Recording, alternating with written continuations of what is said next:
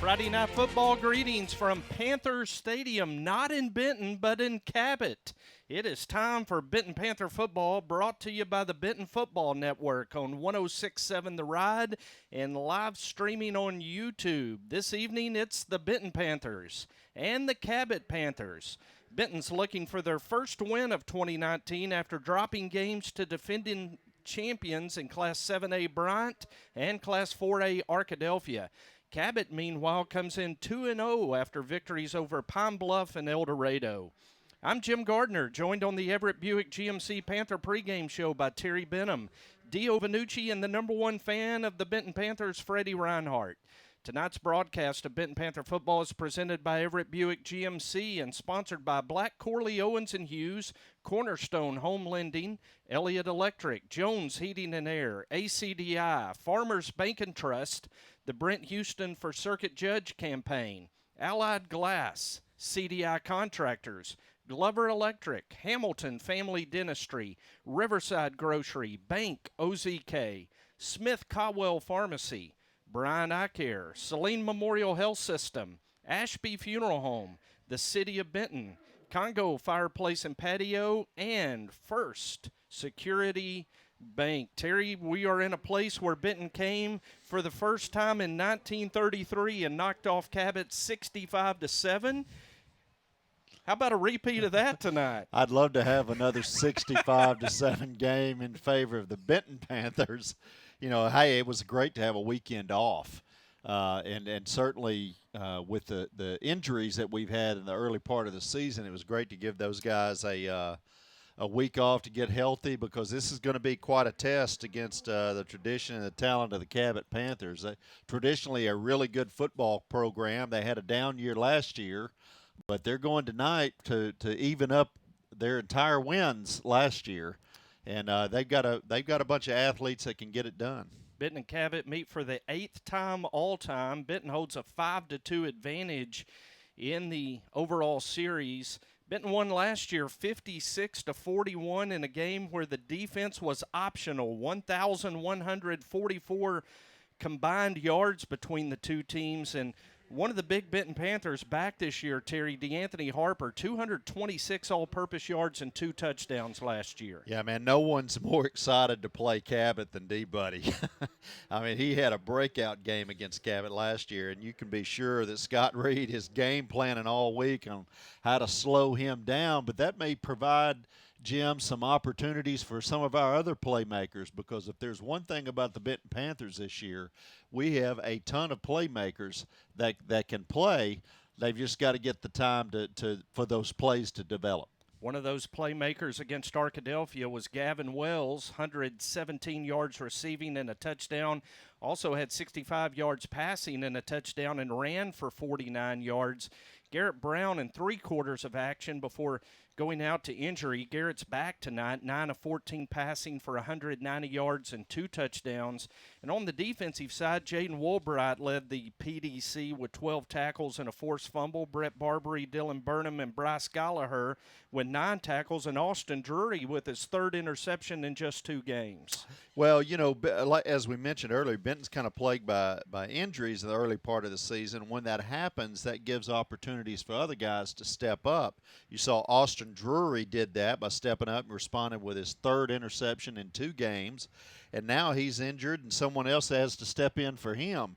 But the guy that I was really proud of and pleased with his play was Bryce Gallagher, who had to step up and own the mic position, and he responded with 9 tackles right there in the middle of that line, and he's going to have another big night, Jim, for the Panther defense. That's why he is Freddie's pick to click tonight on defense. We'll take our first commercial break in the Everett Buick GMC Panther pregame show. When we come back, Dio Vanucci will visit with the head Benton Panther, Brad Harris. This is Benton Panther football on 106.7 The Ride and the Benton Football Network.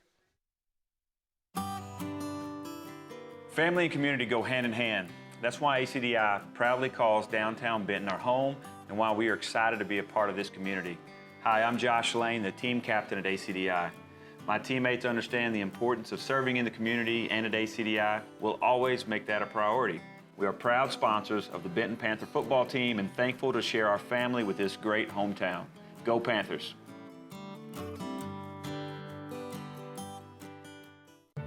Allied Glass is a full-service glass shop located in historic downtown Benton. Allied Glass is a third-generation business and family-owned and operated since 1967. Mirrors, shower doors, commercial storefronts, auto glass repair and replacement, tabletops, screens, plexiglass, and much more. For all your glass needs, call Allied Glass at 501-778-6244, located at 115 East Sevier in downtown Benton. Ashby Funeral Home has been family-owned and operated, serving Benton and Saline County since 1882. Through 5 generations, Ashby Funeral Home has cared for families through compassionate and professional service.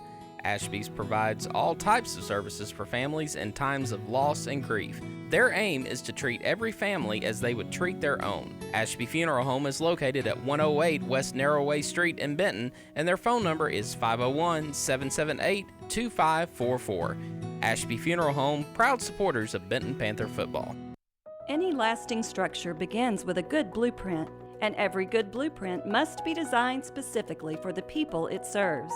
The Benton Event Center, Riverside Park, and the new Boys and Girls Club, all designed by the professional architects at Black, Corley, Owens, and Hughes.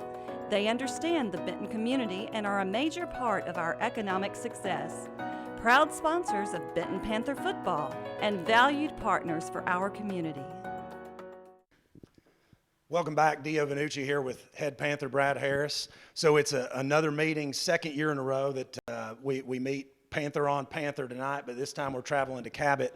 But we're going to see a total different ball game than we saw last year. Now, last year, I think in our coaches show, we talked a lot about that, ground and pound, Cabot just running that dead tee offense, and really their whole key to playing was just ball control. They wanted to keep the ball away from you and just grind out that clock. We turned it into a track meet last year. I don't even remember the score off the top of my head, but there was way more points than I ever would have thought. Right. But we're going to see a totally different Cabot team. Scott Reed comes over from El Dorado, joins the Cabot staff, and we're not going to see him playing in those 1980s jerseys anymore. They got a whole new look, both in their uniforms and on the field. So tell us what we're going to see tonight. Let's talk about their offense first, because that's really the major revamp. What's it going to look like? Well, like you said, Dio, you're not going to see the dead tee. You're going to see an offense that's very similar to what you've seen out of El Dorado the last several years. Some spread-oriented stuff with a tight end, but also a lot of two-back run game. Coach Reed loves to get the football downhill on you with power game, counter game, things like that, and that's what he's trying to do at Cabot right now. But he's also spreading the football around, and they're loving it at Cabot. I mean, they've thrown more forward passes in the last 2 games. They probably have 20 years over there. But they got a good quarterback. The Tyler G kid, he's a good player. He does a good job of spreading around. They got a good receiver. But you're going to see a very versatile offense. You can tell that their comfort level is probably not great in it just yet. They're still learning a lot of things. But there's a lot of excitement, and that's the kind of the scary thing for us is they've got some excitement. They got a lot of numbers. They got good players. But offensively, they're very multiple, and they're going to try to throw it if they can. The running backs, they've got a kid that played fullback last year in the dead tee. That's their primary feature back. They tend to struggle just a little bit in some one-back run scheme, but that's totally different than what they've done at Cabot for years. But they are picking up the passing game pretty well. They're throwing it around. They love the hit screen game, and they've got a big receiver and the Rudolph kid that can go down the field and take the top off, and a 6'2" kid. So, a very dynamic offense. Well, and one thing I noticed in watching some film on them is they move the ball, it seems like, in chunks. I mean, statistically speaking, last week they had 292 yards of total offense against Scott Reed's former team, El Dorado, which it was really balanced. It was, close to 160 yards on the ground, I think, and then the rest came through the air. So they're not tearing it up just one way or the other. Talk about your defensive plans tonight. How have you modified the defense? I know we're probably going to see some forefront out of us tonight a little bit, but how have you modified the defense to attack their offense? Well, one thing that we always try to do is really slow down the run game. I mean, if you can't stop somebody's run game, you're in trouble, and that got us in a bind against Arkadelphia 2 weeks ago. They do a good job with their jet sweeps and getting on the edge, and then they pound you inside with that big quarterback, So we've got to do a real good job against their run game. They haven't really just tore it up against Pine Bluff or El Dorado running the football. I think their running backs averaging a little less than 3 yards a carry. So they're not dominating people up front, so we don't need to allow that to happen tonight. And I know Coach Reed, that's what he wants to do. He wants to establish the run game and then play action pass off of it. The years that I've been here with El Dorado, he wants to run the football, and then he likes to take shots in the passing game, and that's what we see right now out of their offense. So, defensively, we need to do a great job against the run tonight, and we need to limit the big play, and that's what got them going last week against El Dorado was they do a little double pass off the jet sweep, and they go score. It gives them momentum, and then they hit a big play off play action over the top, So we've got to limit those plays and be really sound in the run game. Like you mentioned, we're going to show a little bit of forefront this week with some things that they do, and also partly because of some of the injuries we have at linebacker right now, and we feel like our D-line play is one of our strengths. So we're going to throw an extra D-lineman out there. Last year you saw 6 D-linemen on the field. You're not going to see that tonight, but you will see 4 at times, and we'll be as multiple as we need to be defensively. Good deal. And now let's talk about our offense. I know we've gotten some injured players back, several we talked about earlier that are coming back. But you've had a bye week, so you've had 2 full weeks of practice, gotten some guys back. How's the offense looking right now? Well, we feel good about it going into this game. Against Arkadelphia, we was a little beat up already. We've got DeAnthony Harper back off of concussion protocol. He was having more whiplash than anything with that neck problem from getting his helmet ripped off. Peyton Hudgens is back. We got him. Garrett Brown, he left the Arkadelphia game, so that's 3 big pieces to the puzzle right there. Braxton Slaughter had some cramping issues and things over the last 2 games. We're hoping the weather helps him out and we can get him through a full game. So that's 3 big players for us. Last week you look out there against Arkadelphia, and we've got our best receiver playing quarterback, and then we've got our number probably 2 and 3 receivers at a lot of spots because of injuries and different things. So, this week we feel like we're back to close to full strength. Offensive line play should be good. We've got all 6 of those guys have been rotating in and ready to go. But the biggest thing I think is getting Brown settled in at quarterback. We feel like he's our best QB right now, throwing the football around, and also getting Hudgens rotated into that receiving core. Well, and that's good to hear about the injuries, those guys coming back. I know over the past couple of years, it seems like we've always been bit by the injury bug, so that's good to have them back. Talk a little bit about Cabot's defense. It's going to be a different defense than we saw last year as well, so talk a little bit about that. Well, defensively, they switched from, they were a 5-2 team for years with Coach Mayhem. Now they're more of a traditional 4-3 team that balances up the spread stuff a lot better. So it's a defense that we see weekly, because predominantly most of the teams we play are 4-front teams. So, but they've got 2 really good defensive tackles. Number 59 and number 98 are good in the middle, and then their linebacker number 30 is really solid in the middle. They're strong up the gut, and that's what you like as a 4-front team. You want to be strong in the middle of your defense that can flow right and left, strong or weak or whatever. But those guys do a great job. Their defensive ends are smaller guys, but they're quick and active. Their 2 outside backers are the same thing. They're smaller guys, but they run well. So number 39, he chases the ball really well. Don't matter where it's at on the field, he runs it down real well. Their secondary, they can kind of have the philosophy of, hey, we're going to keep everything underneath us. They're playing a cover 2, cover 4 shell look. Corners are soft, so we're hoping we can attack the edge of their defense and expose some things on the edge if they play like they played the last 2 games. Well, I know in junior high we saw that they'd have, and that was even last year under that, the old regime, but they would have back their corners off 7-8 yards. Well, we run gold Chicago and gold Atlanta and get the ball out on the edge, and that seemed to work well against Cabot. And I remember, I think, against Texarkana a few years ago, you guys called the same play 3 or 4 times in a row because they just kept leaving them out there. So, well, I'm excited to see. It's going to be a much more exciting game than, we thought we were going to see last year. Last year was pretty dang exciting, though. It was a shootout unexpectedly, but I think you're going to see another good game. So, this is going to be a fantastic game coming up. I'm predicting the Benton Panther win tonight. We're going to win 35-28. That's my prediction. I'm sticking to it. We're going to head to a break. When we come back, we'll be back with Jim and Terry in the booth. Congo Fireplace and Patio has been Benton's go-to place for all your hearth needs since 1920. Stop by now and see over 20 live burning displays. With the South's largest selection of gas logs, gas inserts, and wood-burning stoves, Congo has what you need to heat your home this winter. Get any accessory you need for your fireplace and stove in one place. Plus, see the largest selection of pellet stoves. With over 90 years of combined sales and service, there's no other place to shop. Are you looking for something different and better?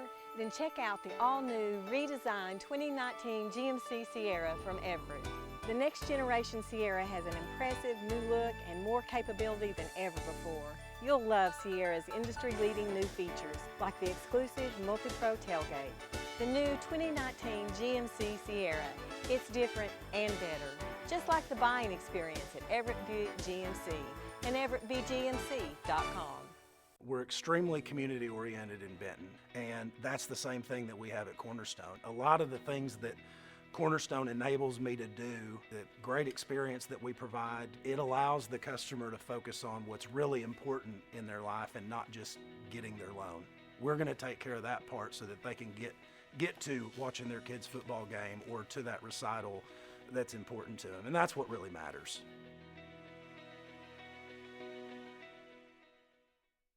Hamilton Family Dentistry, dental care that grows with you. We're family owned and are ready to provide dental care for your family. From your newborn baby to your great-grandparents, we see them all. Give us a call at 653-2422 or come visit us at 2422 Spring Hill Road. Welcome back to Cabot. Terry, before we get into our breakdown, I know you, being an ex-serviceman, love seeing the honors being paid to servicemen from the Air Force Base just down the road before the national anthem. Yeah, it really is special, and it's so special to see not only the adults taking part in that honor, but also the kids. It just says a lot about Cabot and their program here, and speaks well about their community. I watched some highlights from Cabot El Dorado last week. Even saw their ROTC doing push-ups. So yeah. Not near as many as the Benton ROTC, though. So as we continue the Everett Buick GMC Benton Panther pregame show, Terry, you've been breaking down the Benton offense-Cabot defense matchup this week. It's a Benton offense that struggled to get going this year, averaging just 273 yards a game, but against two very formidable foes in Bryant and Arkadelphia. Well, yeah, you certainly have to take the competition that they faced in check, but I'm just going to say it like it is. We've got to get better up front. 2 weeks ago, Arkadelphia held us to 64 yards rushing and had 7 sacks for negative 35 yards. And, that soft line play allowed the Badger defensive line to just pin their ears back and get after our backfield, which they did, knocking out Brown and Harper out of the game. So, when 67% of the Benton offense comes from a couple of positions, that we've got to have more time in the backfield in order to spread that ball around. So it starts up front, and our offensive line's got to play a little bit better for us to win tonight. Look for Coach Harris to borrow new move-in Brett Barbary for a few plays to set him up as a tight end. Barbary's played right tackle in the past, and I've seen him on film, Jim. He's a pretty good downfield blocker and has a good motor as an offensive lineman. Cabot's defense is their strength, and they've given up less than 4 yards a carry, limiting opposing quarterbacks to a 43% completion ratio, and getting off the field on third down. Dude, they're one of the best that I've seen. They only allow teams 21% of the time to convert on third down, and that's a big statement. They're led by their big middle linebacker, Justin Underwood, who actually has the ability to change the play on the field, which is not something that you see a high school player get from time to time. And so look for Benton to use a lot of motion tonight to try to confuse Underwood and isolate those linebackers in coverage. I think the Panther offense is going to be better tonight than we've seen them all year. Sounds good, Terry. As we bring in Dio for the first time tonight, Dio, you made your first pregame prediction of the year and went with the Benton Panthers tonight, 35-28. Tell us about the Cabot offense-Benton defense matchup. Well, if anybody was at Benton last year watching the two Panthers go at it, they're in for a total different ball game tonight. We're not going to see that dead tee offense out of Cabot.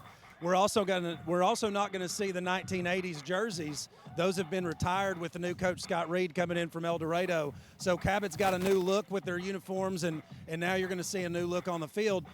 The good news for Benton Panthers is we've seen a lot of Scott Reed's offense over the past several years, so we kind of already know what to expect. This time Scott Reed's going to be doing it, though, with a much larger team. So depth is not an issue for Cabot like it may have been for Scott Reed with El Dorado in the past. But Cabot is a really balanced team. That's Scott Reed's trait. He likes to balance it out. He really likes to set up the play-action pass by establishing the run game.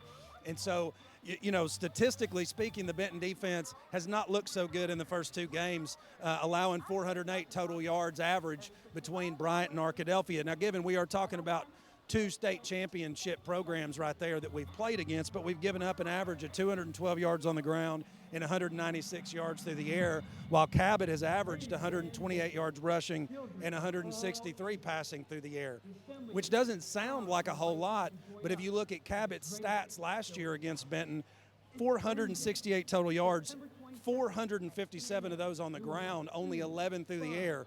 So they're going to test this young secondary yet once again of the Benton Panthers, and we're going to have to really establish the defense in the box. We're going to see some four-man front, which is good. We're going to need to see some four-man front to get their run game slowed down, because if you can take away – one thing we know about playing a Scott Reed offense, if you can take away the run, you really make it a lot easier on yourself covering the pass. So, you know, Coach Harris said that's their goal tonight. He wants to take away the run and force them to go through the air. But here's the deal. Cabot's got Tyler G., a junior quarterback who's already been offered by UCA. They've got a big receiver, number 3, DeCairo Rudolph, big 6'2", 6'3" kid. He'll go up and get the ball, but he's also fast and can take the top off and go downfield. So we're going to have our hands full tonight with this Cabot offense.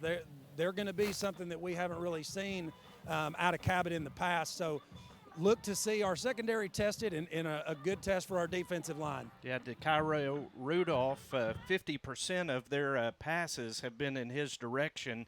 And Graham Turner, their running back, accounts for 52% of their carries on the year. So we'll keep an eye on number 6 and number 3, the cornerstones of the Cabot offense. It's time for This Week in Benton Panther Football, and typically we recap the scores of the teams, but today we want to pay special tribute to Tommy Hart, arguably one of the greatest to ever don the maroon and gray.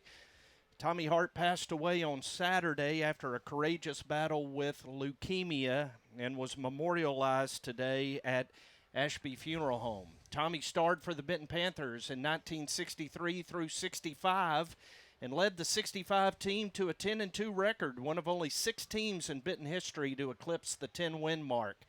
Tommy was an all-state performer, leading the Panthers in rushing, total offense, and points scored. Following his graduation from Benton High School, he went to Henderson State on a football scholarship and was a 3-year starter and played quarterback for the Reddies his junior and senior seasons. It was in that senior season that Tommy Hart captained the team and led the Reddies to their first outright AIC title since 1954, while setting a single-season AIC total offense record by amassing 2,223 total yards. He was a 2-time All-AIC performer, was named NAIA All-American, and was the only athlete in AIC history to rush and pass for over 1,000 yards each in a single season. After graduating from Henderson, Tommy Hart signed with the Dallas Cowboys, but was unable to ever play in an NFL game due to a knee injury. In 1998, Tommy was inducted into the Tom Hardin Benton Athletic Memorial Museum Hall of Fame and was also inducted into the Henderson State University Sports Hall of Honor. On behalf of the Benton football program and the Benton Touchdown Club, we extend our deepest sympathies to the family and friends of Tommy Hart, a great Benton Panther. Man, he was a great Benton Panther and a really, really good guy, too. A lot of folks have very fond memories of him, and we're thinking about his family tonight. Last week in the 6A West, Cabot knocked off El Dorado 35-14. Springdale Harbor blanked Russellville 49-0. Greenwood continued to roll over Southside 44-14. How about Little Rock Hall, Terry? They're unbeaten 2-0 with a 22-16 win over Mills. Harrison defeated Siloam Springs 33-7, and Lake Hamilton defeated Malvern 63-34. This week in the 6A West, Sheridan defeated Whitehall last night 21-14 in the Fearless Friday Game of the Week that was produced by our outstanding Benton Football Network crew. Tonight, Alma is at Russellville, Hot Springs is at Lake Hamilton, Jacksonville is at Little Rock Hall, Greenwood is at Sand Springs, Oklahoma, El Dorado and Siloam Springs are open. Last week in Saline County, Bryant defeated Bentonville West 38-0. Terry, the 7A championship is going through Bryant this year. Well, it is, and it might be decided tonight at the Bryant-Fayetteville game, and that's a big game between those two teams. Bauxite defeated Glen Rose 33-20. Harmony Grove defeated Gurdon 14-7. Tonight in Saline County, everybody's out of town. Bryant's at Fayetteville, Harmony Grove's at Bald Knob, Glen Rose is at Falk, and Bauxite is open as the captains prepare to walk to the center of the field for the opening coin toss. We'll go to our picks to click, and tonight the number one fan of the Benton Panthers, Freddie Reinhardt, going with a utility spark plug, Gavin Wells. Whether he's running it, catching it, and even throwing it, Gavin Wells is a guy to keep an eye on. And Bryce Gallagher with his 9 tackles last week, 2 weeks ago against Arkadelphia, the middle linebacker for the Panthers. Terry, your picks. Well, I think those are good picks. I think Wells is going to get covered up since he's about 50% of our pass targets right now. So that'll give Garrett Brown all the additional targets he needs. He's my pick tonight because I think the offensive line is going to give him time, and he's going to have a 300-plus night. And then our most consistent defender this year is Jaden Woolbright. And so I'm going with Jaden. He leads the team in 5 different categories, and I think he'll have another big game tonight. Dio, your picks.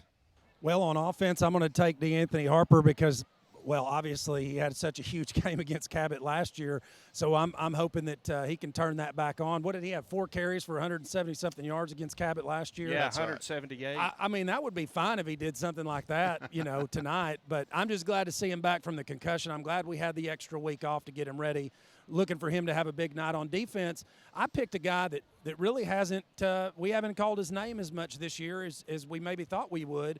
But I'm hoping I can change that by, picking him, Caleb Kaufman, on defense. I expected huge things out of him. He had such a good junior season, contributed some his sophomore year. So looking for him to step up and have a big night tonight against this Cabot offensive line.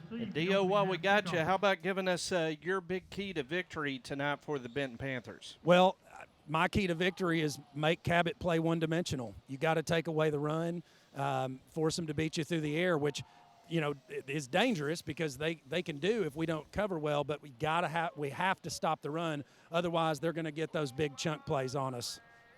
Terry, your key. Well, my key is play physical. For the last several years, our brand of football has been tough guy football, and this year we've lost a little bit of that. Some of that's due to the level of competition, but most of it is we've just played a little soft at times, and tonight's an opportunity to change that.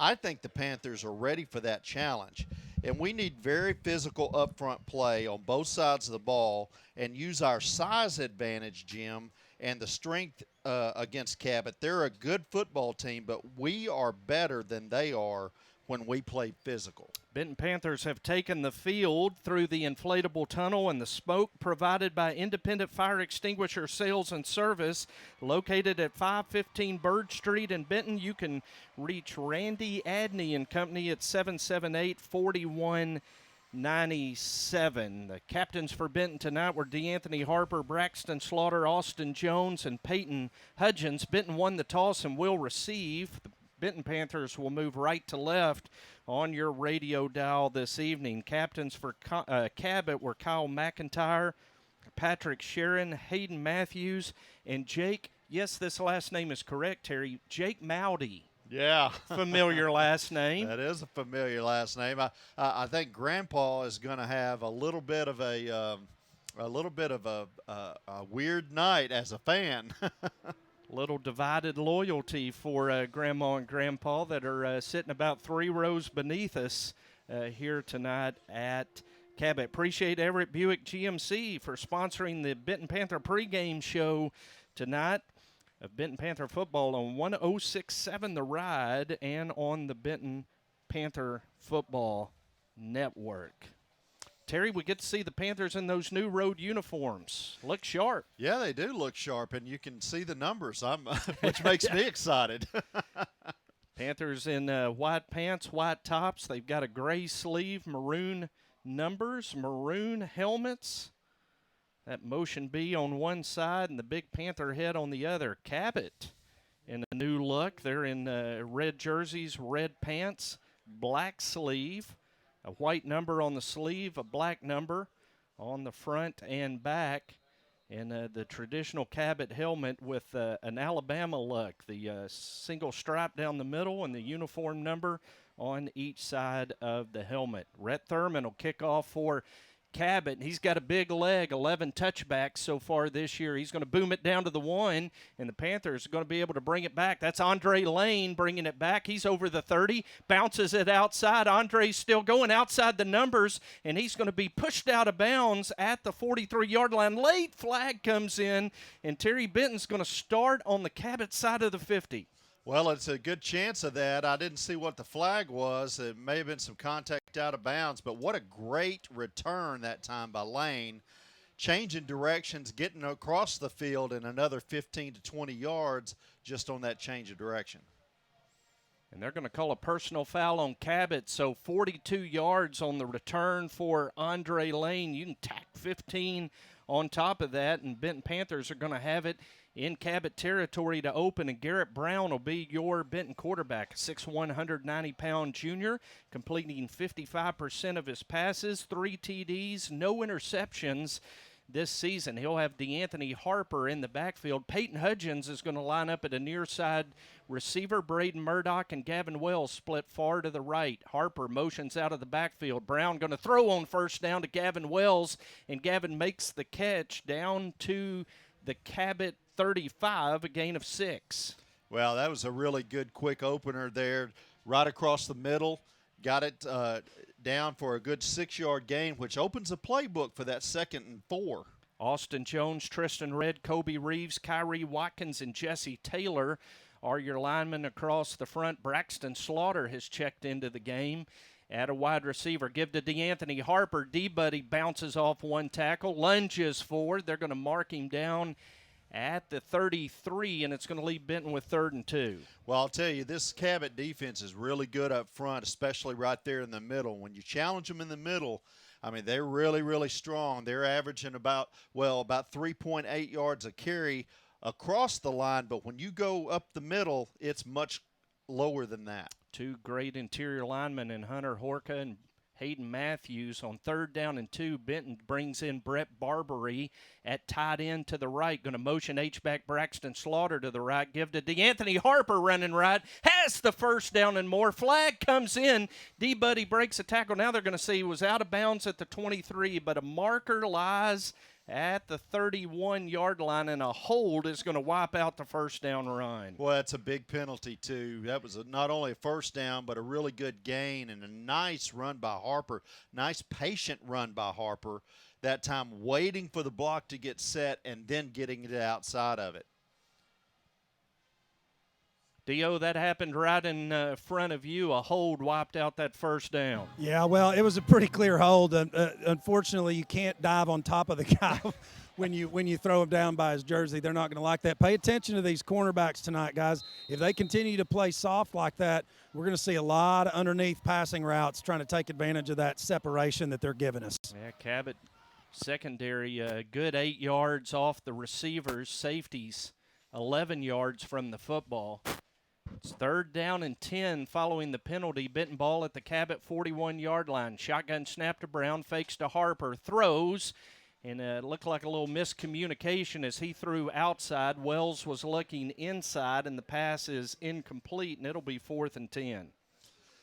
Well, let's see what the offense is going to dial up here. It doesn't look like they're bringing the punting unit in. Looks like they're going to keep the offense on the field. trips left. 4th down and 10, Benton. Ball on the right hash as Benton moves right to left here in the first quarter. Game's opening possession. Brown drops back, fires a dart intended for Braxton Slaughter. He was guarded closely by Justin Underwood. It's incomplete. Terry Benton unable to take advantage of great field position to open the game. Well, they were, and I think that time was a little situation of nobody was open. That was just a great defensive play, and Brown did what a good quarterback will do. He just threw the ball away. So 1st down Cabot after the 4-and-out by the Benton offense. And they'll be led on the field by Tyler G., their quarterback, who picked up an offer from UCA this week. And he's going to look to throw on 1st down. And in the early going, it appears we have a flag-happy officiating crew as another marker on the field. The near side linesman threw that. And Cabot offense is clapping, Terry. Yeah, they're flag happy because we're making it easy for them. That time we were lined up about a half a yard offsides, and they're not going to let that go. So 5 yards assessed against Benton. It'll be 1st and 5 Cabot. Starters for Benton, Caleb Kaufman, Justin Walker, and Brett Barbary, the front 3. Gallagher, Davis, and Woolbright, the linebackers. We'll get the secondary after this play as G drops back. Looking for Jake Mowdy off his fingertips as Monterio Mack in coverage for Benton. Monterio is the spur. Kane Simmons is the bandit. The corners are Trevor Standridge and Wyatt Howard getting the start in place of an injured Austin Drury. And Dylan Burnham is the free safety. 2nd down and 10 Cabot at the Cabot Panther 46. That's what you want to see. When your player makes a mistake, you want to see him step back up and make a good play. 2nd down and 5. Cabot going to option to the near side. G keeps it. Burnham hits him. Gallagher arrives. A whole host of Benton Panthers. Ball came free, and Benton has fallen on it at the 46-yard line. No whistle. It's going to be Benton Panther football. Benton has recovered the fumble, Terry. Yeah, when he stood him up, it was clear that defense was going after that ball, stripping at it, and they got the ball loose, and the Panthers were fortunate enough to fall on it. Dio, great to see Benton force the game's first turnover.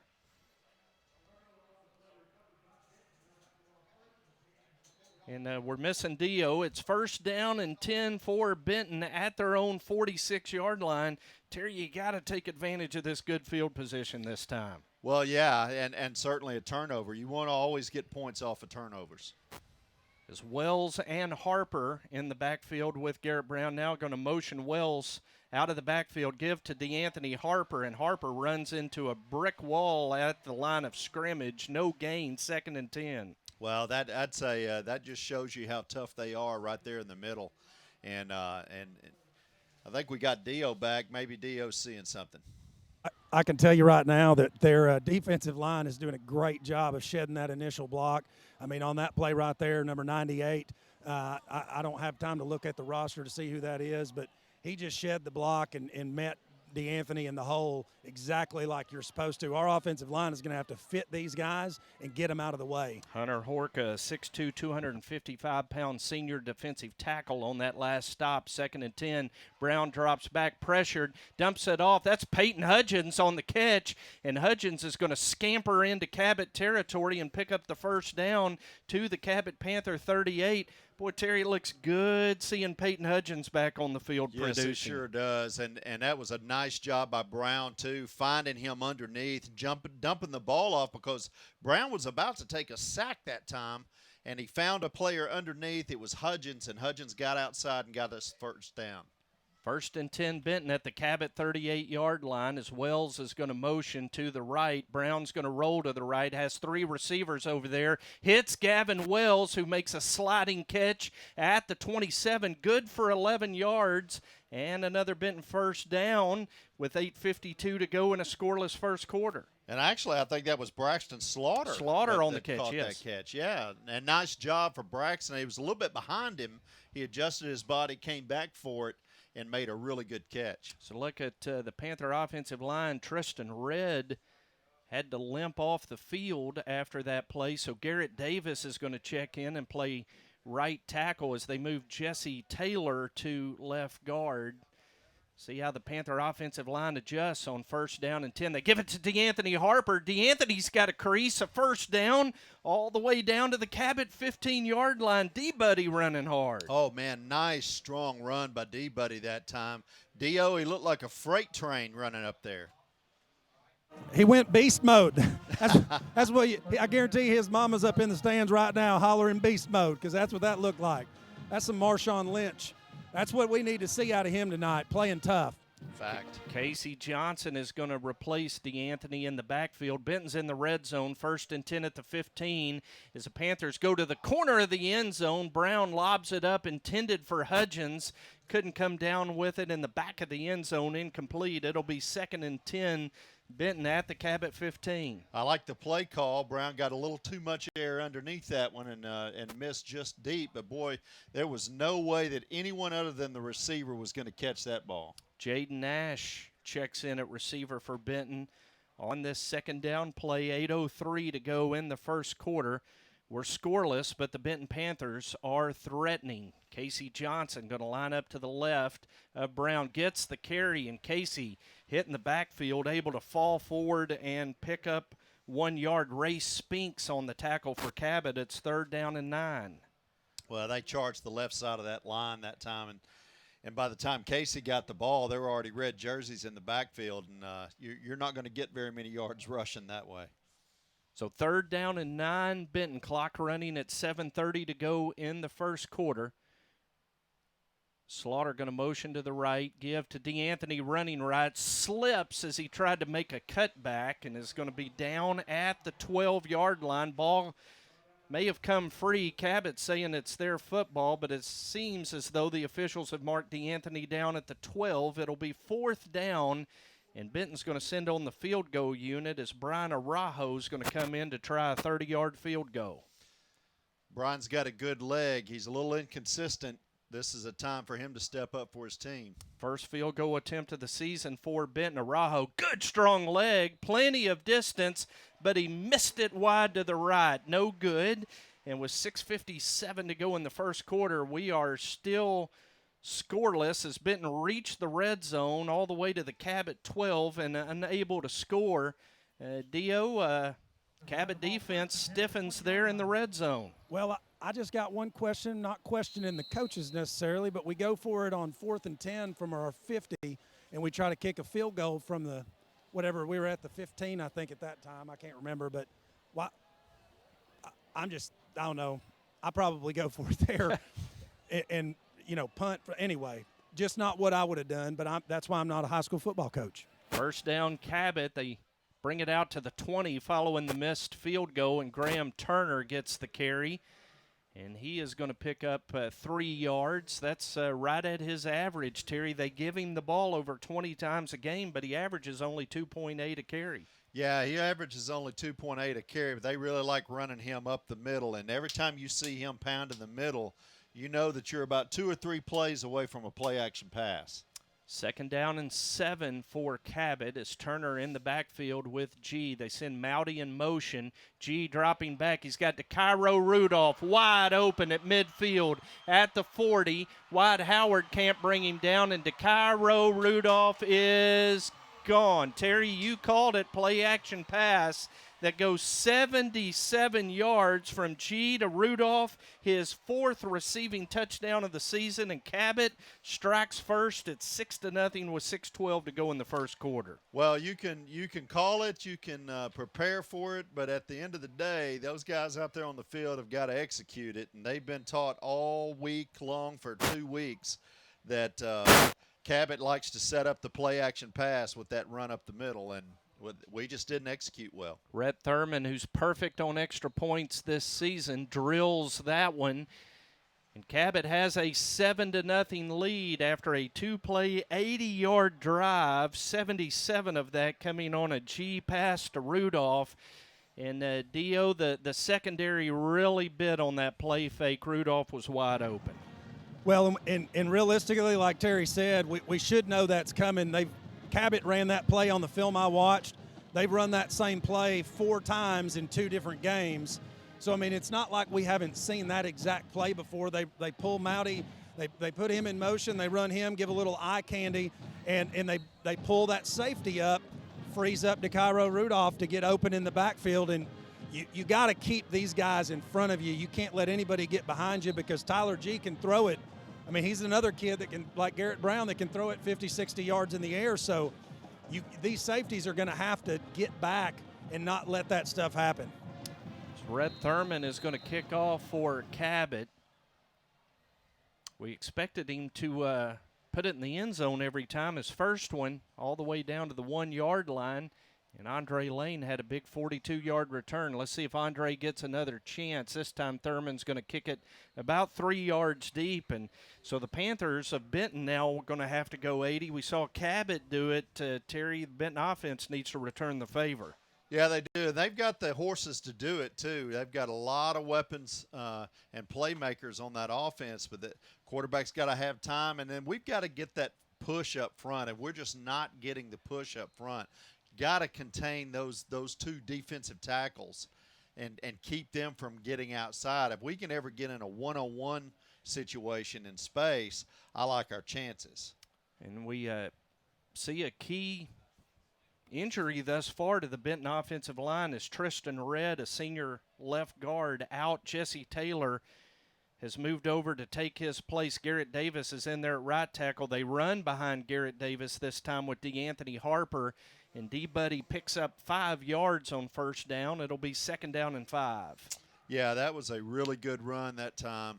D-Buddy got his head down and kept his feet moving, got himself another couple of yards, which sets up a very makeable 2nd and 5. So Brown has 3 receivers to the near side, single receiver to the far side. Going to swing it out to DeAnthony Harper. Harper cuts back up the hash, makes a man miss, bounces outside. He's at midfield before Kyle McIntyre is going to be able to bring him down in Cabot territory at the 48, but there's a marker line all the way back at the 23 thrown by the near side linesman. Oh, man, this guy's killing us. I'm not sure what they called that time, but looks like it's going to be holding on us. Holding against the Benton Panthers. And mercy, that wipes out a 27-yard play. Panthers running out of toes to shoot themselves in here in the first quarter. Well, I mean, the last 2 penalties have been for about 50 yards, so you know you're not gonna do very well if you don't limit those mistakes. Ball would have been at the Cabot 48. Now it's all the way back at the Benton 13-yard line. And it is going to be 2nd down and 17.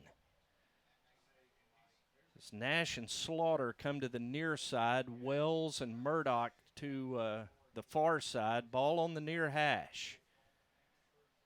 So Brown drops back. Brown now pressured. Brown going to be taken down at the 15-yard line. Is coming in to make the stop for Cabot was Chase Gibson, the defensive end.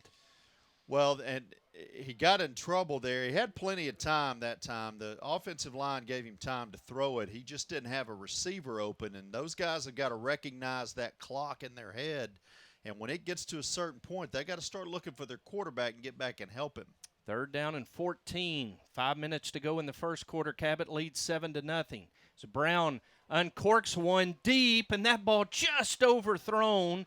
Is it intended for Jaden Nash? He had a step on the Cabot secondary, but Brown and Nash unable to connect, Terry, and on 4th and 15, Brad Harris sends on the punt team.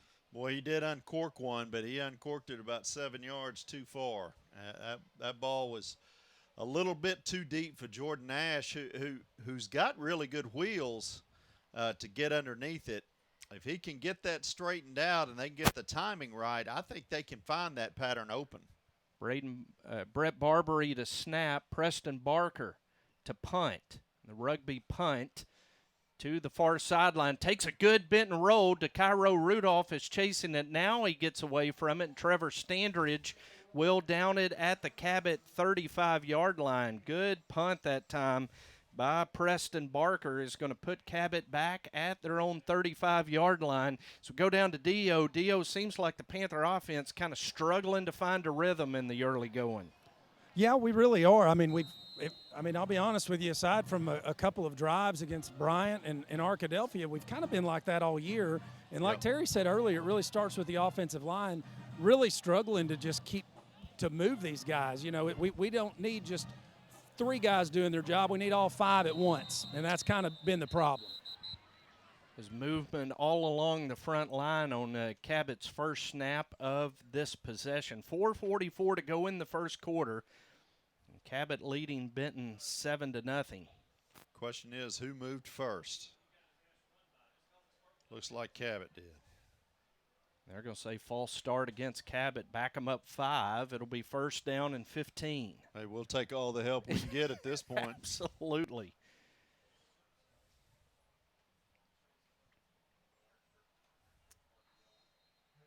As Cabot moves left to right here in the first quarter. Ball on the far hash mark. Going to bring Mowdy and Rudolph to the near side. Going to split Tanner Wilson, who started at defensive end for Cabot last year. It's a far side receiver. Tied into the left. Now they bring Wilson in motion to the near side. G takes a snap, rolling to the near side, looking downfield for Wilson. Wilson wide open. 50, 40, 30. He is going to be tripped up by Wyatt Howard down to the Benton 25-yard line. And again, Terry, a Cabot receiver all alone behind the Benton secondary. Well, they ran a really clever route that time. They lined up Rudolph 101 with Howard, and I was a little worried about that. I happened to be watching that one, and then they ran the wheel route back behind him, and there was no safety to cover, so he was wide open. Tanner Wilson with the big reception for Cabot all the way to the Benton 25-yard line. It's first down and 10 for Cabot. They bunch the receivers right off the right side of the line. Going to give it to Graham Turner running left. And we've got a penalty that blows the play dead and a false start coming up against Cabot. Talk about the Benton offense struggling to find a rhythm. This game is as well, Terry, with all the markers. Yeah, it looked like that time Mowdy may have turned up a step just a little bit before the snap, and they're going to blow that every time. Mowdy going to come to the sideline and be replaced by the speedy Braden Jay, a sophomore, for Cabot as the clock ticks down to the 4-minute mark of the first quarter. Cabot leading 7-0. It's first down and 15, Cabot at the Benton 30-yard line.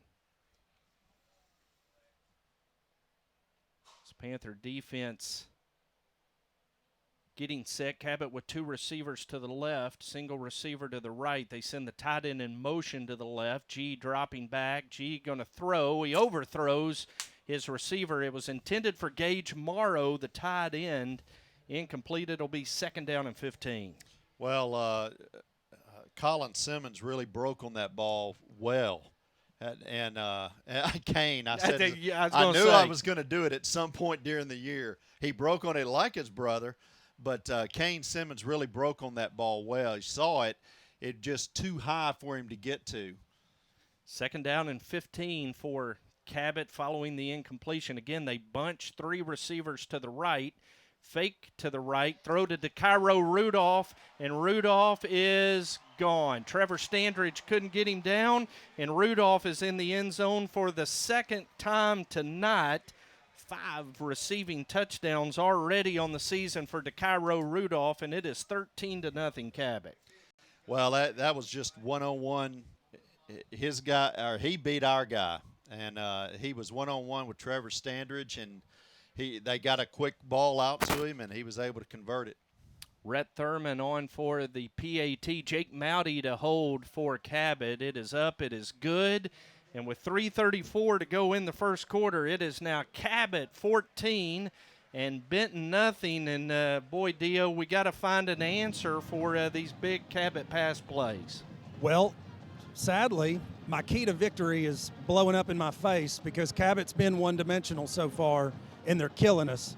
So maybe we need to make them one-dimensional, and they have to pick the run game because right now we're not stopping the pass whatsoever.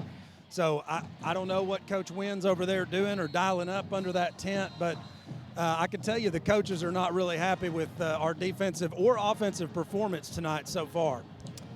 Well, Dio, I think a lot of it has to do with execution. I mean, there was nothing wrong with the defense that was on there. When No, the I ball agree. arrived, we had the defender right there. He just missed the tackle. And ultimately, I don't care what play you call, if you don't execute the play, it's not going to work. Well, I think it goes back to what Coach Harris said earlier today. He said we can't play soft. We've been playing soft all year. We got to stop that.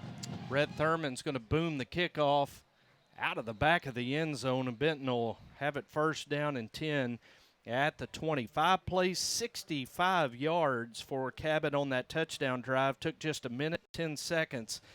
Cabot has covered 145 yards in their last 7 plays to put 2 scores on the board. We need the folks on the back porch of Besanken Road to cheer a little louder tonight.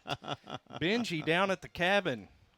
And need those Panther fans yell a little louder. Benton in a 14-0 hole here with 3:34 to go in the first quarter. Let's see if the Benton offense can get clicking. Brown going to hand it off to DeAnthony Harper. Just a slow developing play that Hayden Matthews blows up in the backfield for a loss of 3. It'll be second down and 13. Well, it was slow developing on our line of scrimmage, but it wasn't on the other because the defensive line just charged through our offensive line like it wasn't even there. I was questioning who was going to take the handoff. Yeah. Cabot pinning their ears back right now at the 3-minute mark of the first quarter. Second down and 13 is an empty gun for Brown. He drops back, going to throw, and that throw tipped and almost intercepted that time by Tyler Parks of Cabot. He's trying to get it to Braden Murdoch, and Parks almost had the interception, Terry. Well, the Panthers are really rattled right now. This is not a timeout situation, but it might be a situation where you need a timeout because that ball wasn't within 10 yards of the receiver, and they just look rattled right now, Jim. Third down and 14 as Brown pumps to the left, throws back to the right, gets it to Peyton Hudgens, makes a couple of men miss. Peyton's in the open field, at midfield, at the Cabot 40, 30. Good block from Braxton Slaughter, and Hudgens is going to be pushed out of bounds. Boy, maybe that's, a way late flag comes in. Oh, my goodness. That is absolutely terrible. And maybe that's the confidence builder this offense needs as Peyton Hudgens with a big carry. That was the referee that threw the flag well after the play. Brad Harris is bending his ear across the way. That is absolutely one of the worst calls I've seen in a long time. Guys, they're calling that a blindside block. That's the literal worst call I've ever seen a referee make in my life. The receiver the defender was absolutely engaged, and Braxton Slaughter just turned around and stopped him. That's not a penalty. That is one of the worst officiating calls I've ever seen at any level. And my question would be, Dio, there's a linesman running with the play. It's the white hat from 30 yards behind the play that threw the flag. Well, the reason they call it blindside is because the defender can't see the blocker coming. He was directly in front of him, eyes right on him. I mean, it was not blindside whatsoever. And you're correct. The linesman was right here in front of me, exactly where it happened. The ball winds up being marked at the Cabot 35, and now Garrett Brown is going to be sacked. He is sacked on first down as busting through Chase Gibson, the defensive end, to make the sack at the 42-yard line. It's a loss of 7, and it'll be second and 17. Yeah, I didn't see which gap he came through. Maybe Dio did, but he came unimpeded and pretty good look on lick on Garrett Brown. Second down and 17 with 2 minutes to go in the first quarter. Benton has it for the third time in Cabot territory. As Brown rolls to the left, throw back to the right. And, boy, Cabot had that one read, trying to set up the screen to Gavin Wells, and Ray Spinks just tackled him.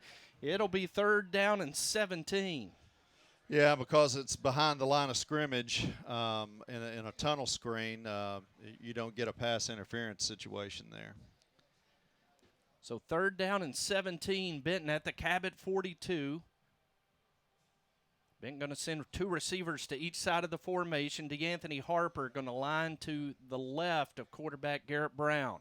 Brown takes a snap, drops back at midfield, looking downfield, no receiver open, scrambles, now has a receiver come open, and Slaughter can't hold on to it at the 25-yard line, and it'll be 4th down and 17. Well, I'll need to see the replay on that, but it just sure looked like Slaughter just dropped that ball. Garrett bought himself some time and got the ball downfield on target. I didn't see if somebody tipped it or what, but Terry, it got tipped by the other Benton receiver. There was a little bit of confusion as they were crossing up. So on 4th down, Preston Barker is on to punt.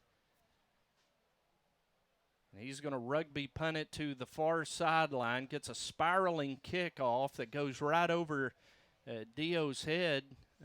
Dio, we've seen you make the fair catch on that in the past. Well, I was a little out of position. I wasn't on my return game today, Jim, so I wanted to let that one go. I felt like it would go out of bounds. Well, Jim, like we're talking about, it all comes down to execution, and Dio just didn't get deep enough that time where he could make the play. Not a lot of effort from Dio right there. He just kind of stayed flat-footed. They mark it out of bounds at the 19. So Cabot will have it 1st down and 10 at their own 19. 1:48 to go in the first quarter. And Cabot going to go to the ground this time with Graham Turner, who picks his way for 5 yards to the 24. And it'll be 2nd down and 5. Just another grinding run play right up the middle. Hey, we'll take those the way they've kind of gashed us with the through the air in this first quarter. 2nd down and 5. As G looks to the sideline, Scott Reed, the new head coach here at Cabot, a 4-time state champion at El Dorado, made the move here to his wife's hometown. 2nd down and 5, and Cabot going to run the jet sweep. That's Braden Jay coming to the near side. Boy, that's a good open field tackle by Kane Simmons. And Dio, I know you like Kane. He is a sure-handed tackler. Man, I'm going to tell you what, ever since I coached him in 4th grade, I knew that kid was going to be something special. He's just got a natural instinct, a nose for the ball. His brother did the same thing. I mean, he's a ball hawk. That's what that kid is. Didn't matter what position I put him at, he would find the ball if it was in the air, and he'd find the ball carrier if they had it. 5'8", 165-pound sophomore coming up big for Benton. It's 3rd down and 1 for Cabot as they line up in the I formation. Give to Turner, and boy, Barbary stuck him right at the 29-yard line. They're going to say he got enough for the 1st down. Good spot, 1st down Cabot. Boy, they don't need any help, but they're sure getting a lot of it. 1st down for Cabot is our good friend Jerry Ponder weighs in with an opinion on the officiating call against Braxton Slaughter on Benton's last possession. As Cabot's going to let the first quarter clock run out. It's Cabot 14 and Benton nothing as we go to the second quarter here tonight of Benton Panther football on 106.7 The Ride and the Benton Football Network.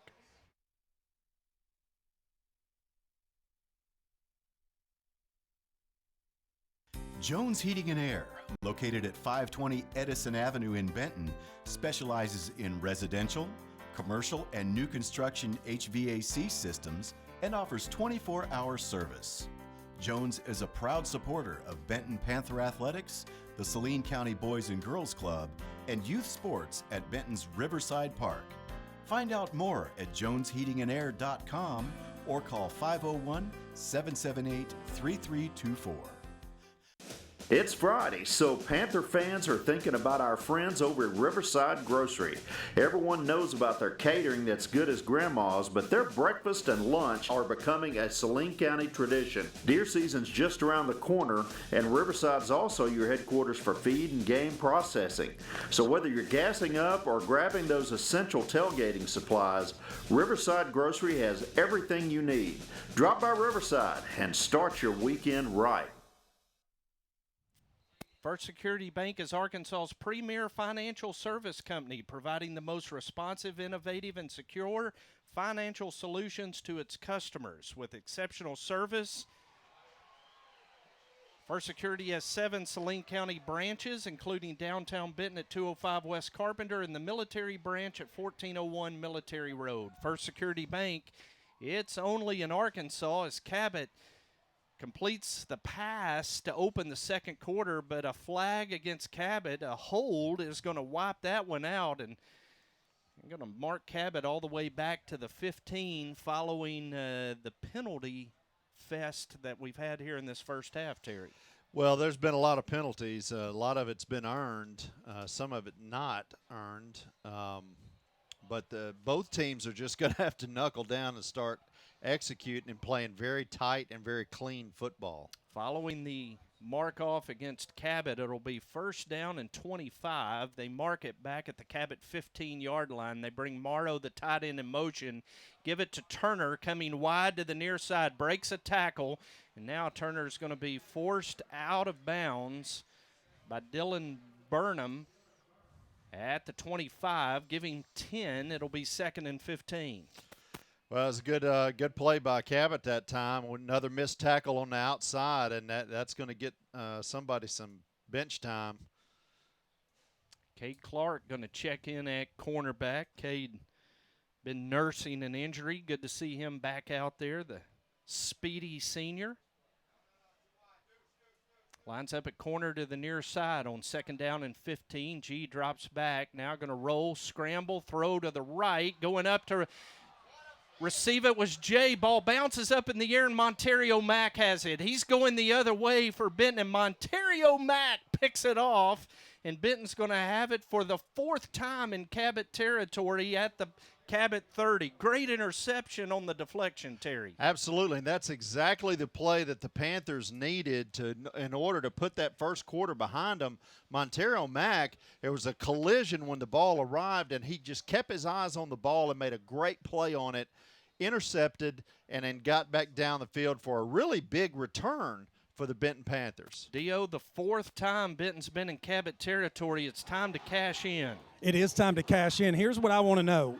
Why have we not been throwing underneath with the pad that these cornerbacks have been giving us? We've been trying to throw deep, but that's how they're covering us.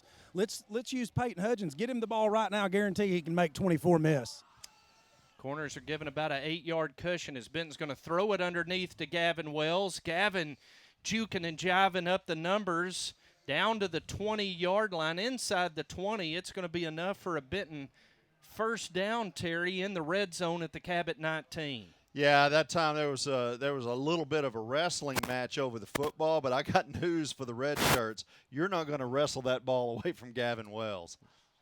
You go underneath to Gavin Wells. He provides your offense a spark. First down and 10, Benton at the Cabot 19-yard line. Ball on the far hash mark as they fake the run. Brown now going to be snowed under at the 24-yard line as Cabot applied the pressure and able to sack Brown as Matthews and Eric Masterson, the sophomore, combine on the sack back at the 24. A loss of 5, second and 15. I got to tell you, man, you got to have more than one Mississippi to throw the football. And right now, that's about all that Garrett's getting, about half of the plays that we've got. These guys have got to block. They've got to hold these guys off and just get in their way and give him time to throw the football. Slaughter and Hudgens split to the right, Murdoch to the left. 2 men in the backfield as they give it to DeAnthony. Harper running left. Harper with a crease. Harper inside the 5, down to the 3-yard line. It'll be first down and goal, Benton. Boy, I'll tell you what, Dio's got a great view for that play. And, man, what a patient run that time by DeAnthony Harper. First down and goal, Benton at the Cabot 3-yard line as Panthers going to bunch 3 receivers just off the right tackle side. Now send Wells in motion to the left. Give it to Gavin on the jet sweep. Gavin untouched into the end zone for the touchdown. And that's how you turn a turnover, an interception by Mack, into points, Terry. Absolutely, and no flags. What a great play for the Panthers, and great job of play calling that time on that jet sweep, getting Gavin Wells out there to the corner where he could make a play. Great job by the Panther offense. Brian Araujo on for the extra point. Braden Murdoch to hold. Nolan Pope to snap. The snap is down. The kick is up. Boy, it's a low-line drive that sneaks over the crossbar. And with 9:50 to go in the first half, Benton has carved the Cabot lead in half. It is 14-7. Dio, you said, how about getting things started underneath? Gavin Wells got that started underneath with an 11-yard reception, capped it off with a run into the end zone. Well, every big play we've had tonight has started underneath. Peyton Hudgens with the 2 passes underneath. One had the big penalty, but still, those started underneath because that's what Cabot's given us. We've got to take advantage of that. Hey, I don't know if you guys noticed that on the extra point. Brian Araujo, I don't know if he should get credit for that because he actually kicked the ball through Murdoch's hand. So I don't know. Murdoch's hand was on the ball as it was kicked. So I think that goes. You got to credit Murdoch for the extra point on that one. Or maybe you give Murdoch partial credit for a block. I don't know, but I'm impressed it went through the uprights. That's a trick shot right there. 4-play, 30-yard touchdown drive for Benton following the Mack interception. Boy, it's good to hear from Robert Black. He and Logan are listening in from Fort Benning, Georgia tonight, and they're cheering for the Benton Panthers as Araujo has it teed up, going to kick off for Benton, and Araujo puts his foot into it, goes near the far sideline. The return back up the near hash, now to the center of the field. Braden Jay and Bo Wright, the sophomore, hog collars him at the 11-yard line. Little mix-up following the play, and there comes a late marker in. Another marker lies back at the 20-yard line. As the referee moved that first flag, we're going to definitely get a block in the back against the return team. We'll see how they sort out that late kerfuffle going on there at the 40-yard line, Terry. Yeah, it'll be interesting how they do this because one was during the play and one was after the play. Looks like we got the call coming up. So we got a hold against Cabot on the return. And then we're going to have a dead ball personal foul against Benton. So we'll back them up 10 and move it forward 15, so a net 5 for them. So they walk it off back inside the 10. Now they're going to walk it back against Benton on the personal foul, and it will be Cabot football 1st and 10 as they are going to set it down at the 24-yard line. With 9:43 to go in the first half, Cabot leads 14-7.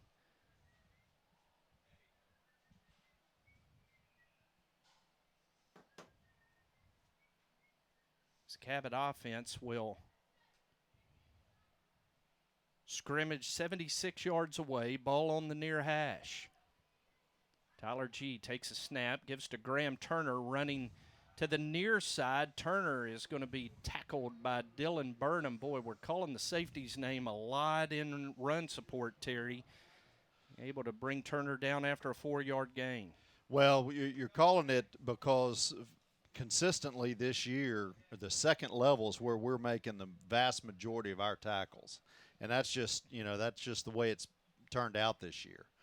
And so Dylan is coming up and providing some good support, as is Kane Simmons. But you'd like to see that happen at the offensive line. 2nd down and 5 for Cabot. G takes a high snap. He's pressured by Caleb Kaufman on the run. He throws, diving catch on the Benton sideline. And they're going to say he made the catch. The Cabot player slapped the turf like he had dropped that football, but they're going to mark it a catch. No, they're going to mark it back at the 29. They did say incomplete. It'll be 3rd down. It looked like he trapped it to me. It did to me too. But I hadn't seen the replay, and I wasn't looking at the monitor, so I thought maybe I'd missed something. Yeah, Jake Mowdy pounded the turf, but the referee was marking it as if he had made the catch across the way. 3rd down and 5 for Cabot. They fake the jet sweep, looking deep for Rudolph. Cade Clark with him, step for step. It's off Rudolph's hands, but a flag comes in from the back judge, and it looks like we're going to get a pass interference against the Benton secondary. Well, just so I feel fair and balanced, there was a little bit of a tug there on the jersey from behind. So that one probably was a pass. Well, we're going to have offsetting penalties. There's a marker back at the line of scrimmage for an ineligible man downfield. Thank you very much. Yeah, they bailed us out because that was definitely a pass interference. Fortunately, Cabot had an eligible receiver downfield, so we'll line up and do that play again. 3rd down and 5. Boy, if there's some way you can make somebody other than DeCairo Rudolph beat you. Exceptional athlete, a multi-sport star. Member of the basketball team here in Cabot as well. 3rd down and 5, and now Scott Reed is going to call a timeout. The City of Benton, proud backers of the 2019 Benton Panther football team, invite you to the 3rd annual Arkansas Coffin Races in downtown Benton on Saturday, October 12th. The Undead rise at 4:30 with the Zombie Parade, followed by the Coffin Races at 5 o'clock. To cap off the evening, stick around for a grave rockin' performance by Just Sayin' at the Zombie Street Dance. There's still time to enter the race. For all the details, you can call 776-5905. 8:51 to go in the first half. Cabot leads at 14-7, and Cabot faces a 3rd down and 5 at their own 29. So we go down to Dio. Dio, boy, a stop by the PDC here would be huge. It would be. It would be huge. You know what I've always loved about Scott Reed is he'll get his offense going and everything will be moving, and then he tries to get cute and starts doing all this stuff that doesn't seem to work. We've asked ourselves that every year we've played against him when he goes away from what's working. So I'm curious to see what he's going to call here. On 3rd down and 6, Kyler Carmack splits to the near side.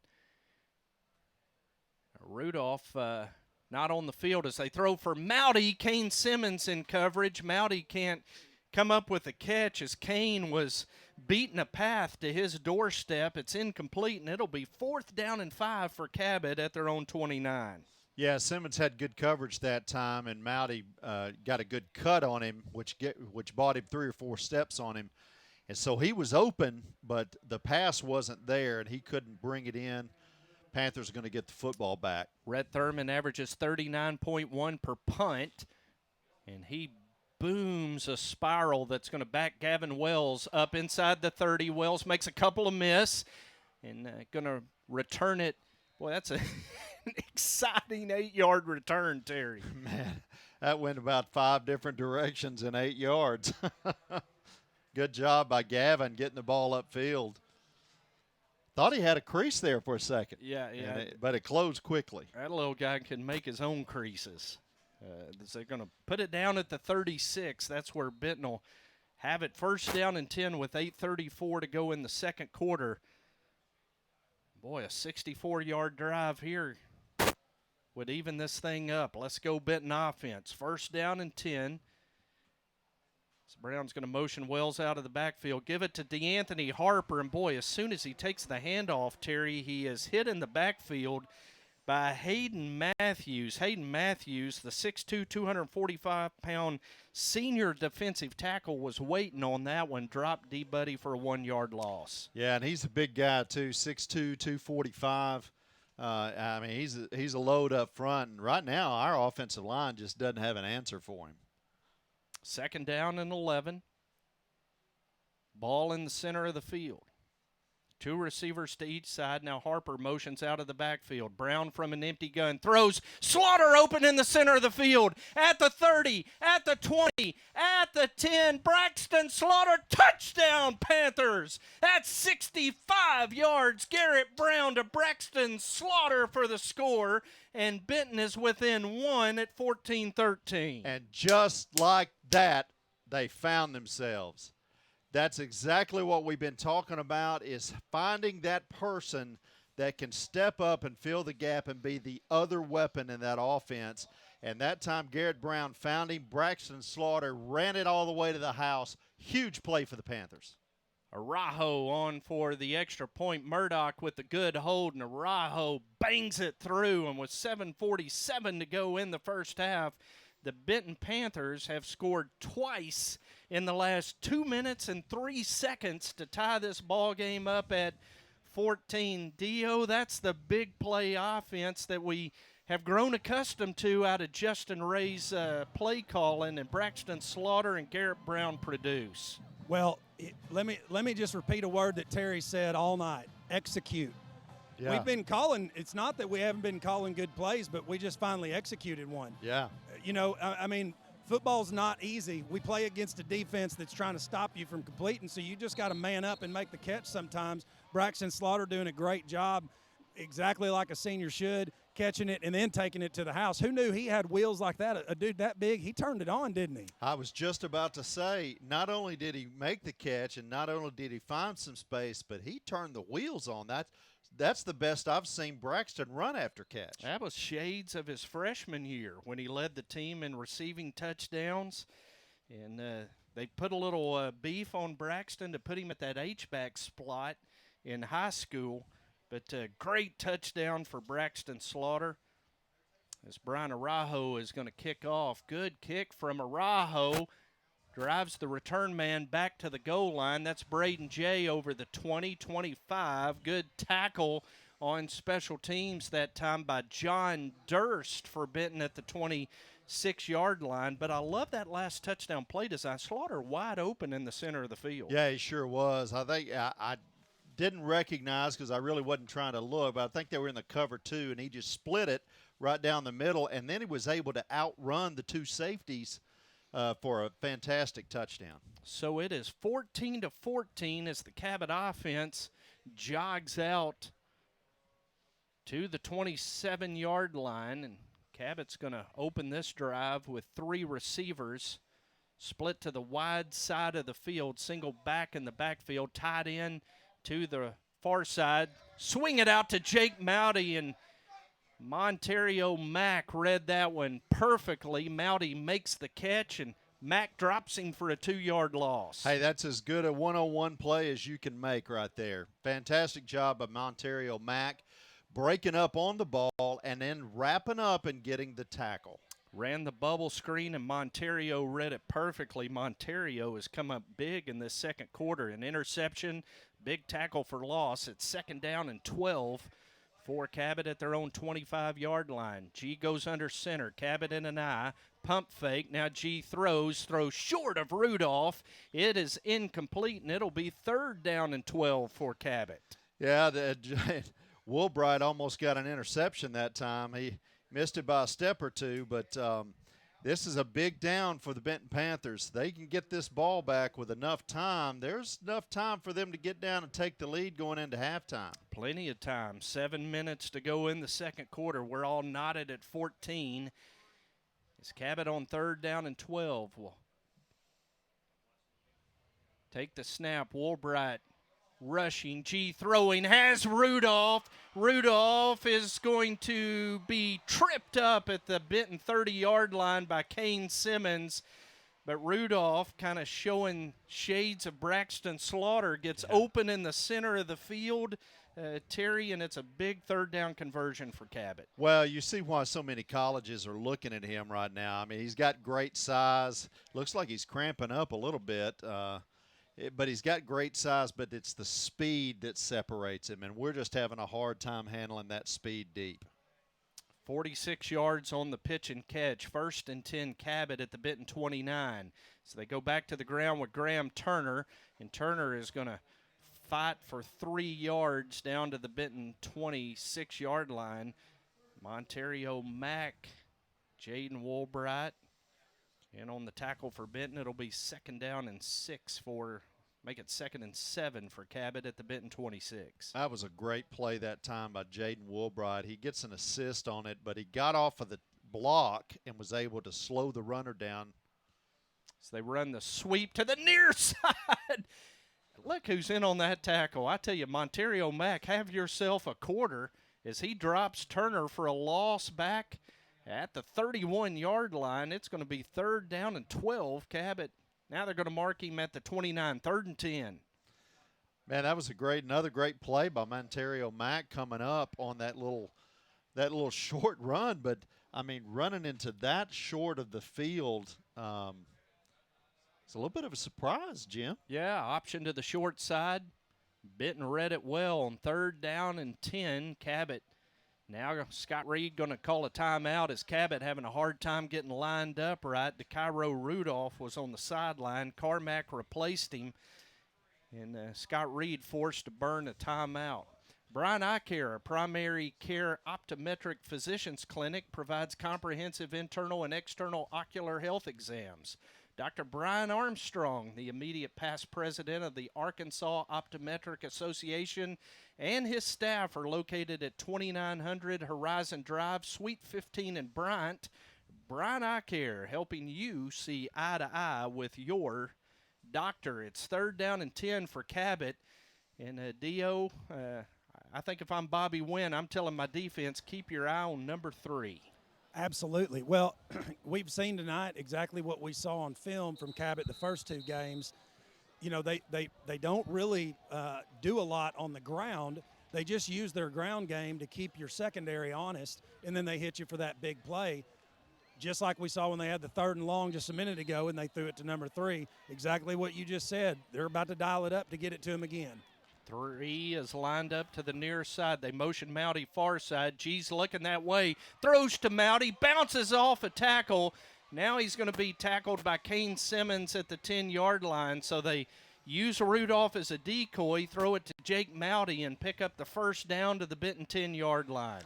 Well, another huge tackle by Kane Simmons, and I was waiting to say this until after this play, but I was about to say, how big is that tackle Kane Simmons made previously on Rudolph on the deep pass, and that time he saved another touchdown on that play. 1st and 10 as they actually mark it outside the 10-yard line. Cabot can pick up a 1st down without scoring a touchdown on 1st down. G is going to keep as they ran the zone read. G kept it straight ahead, and he's down to the Benton 5. It'll be 2nd down and 4. Yeah, Gavin Davis lit him up right there, coming up the middle on that read option, and both of them kind of got up a little gingerly. Going to bring in a heavy package now for Cabot as they substitute. 2nd down and 4 at the Benton 5-yard line. It's their unbalanced line to the right in an I formation. Give it to Graham Turner running right, and the Benton defense stands strong on that side, Terry. Good strength from the Benton defense as Cabot tried to overload them.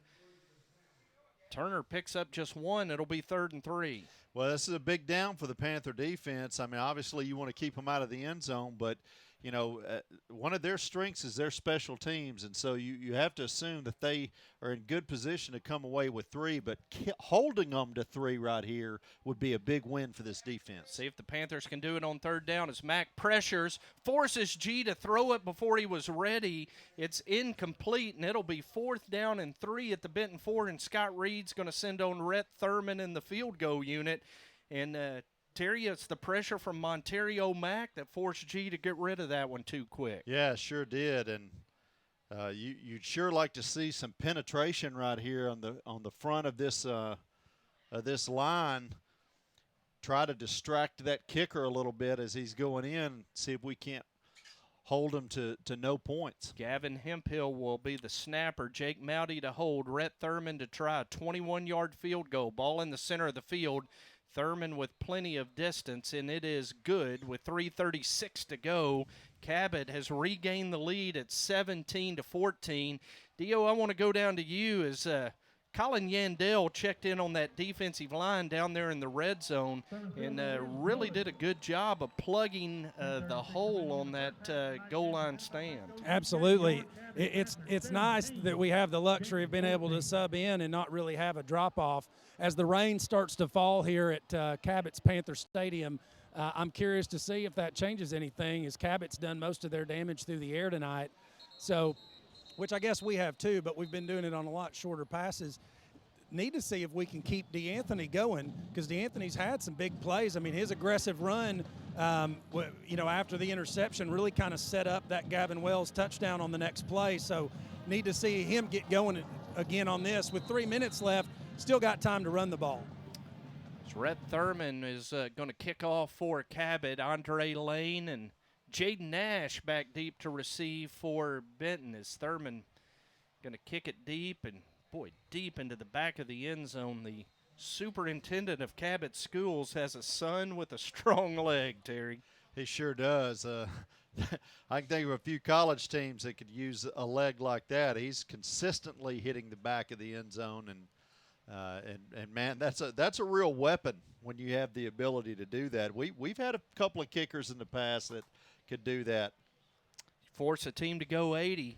It is, as you say, a weapon. 10-play, 73-yard scoring drive for Cabot. Took 4 minutes and 5 seconds, and Rhett Thurman capped it off with a 21-yard field goal. On first down, Benton comes back, throws it underneath to Jaden Nash, and Nash unable to elude the Cabot secondary. Going to pick up just a yard, and again we have another late flag that comes in well after the play. Think it was dancing too much? Took a long time to get north. It looks like they're going to mark off a dead ball penalty against Cabot. Personal foul against Cabot, going to give Benton 15 yards. So the play only nets 1, but tack the 15 on. Benton 16 yards and a first down to the 36. At that point, all you can do is walk up to the line of scrimmage and say thank you. Yes, sir. We'll take free 15. First and 10, Benton at the 36. It's a ball on the far hash mark as Benton moves left to right here in the second quarter. Second quarter clock ticks down to 2:30. Benton with all 3 timeouts. Give to DeAnthony Harper running left, and DeAnthony going to carry to the 39-yard line. Picks up 3 yards. It'll be 2nd and 7. Yeah, it's that mixed tempo that Dio's talking about. You've got plenty of time on the clock. You're just trying to keep those safeties honest. Open up that backfield a little bit.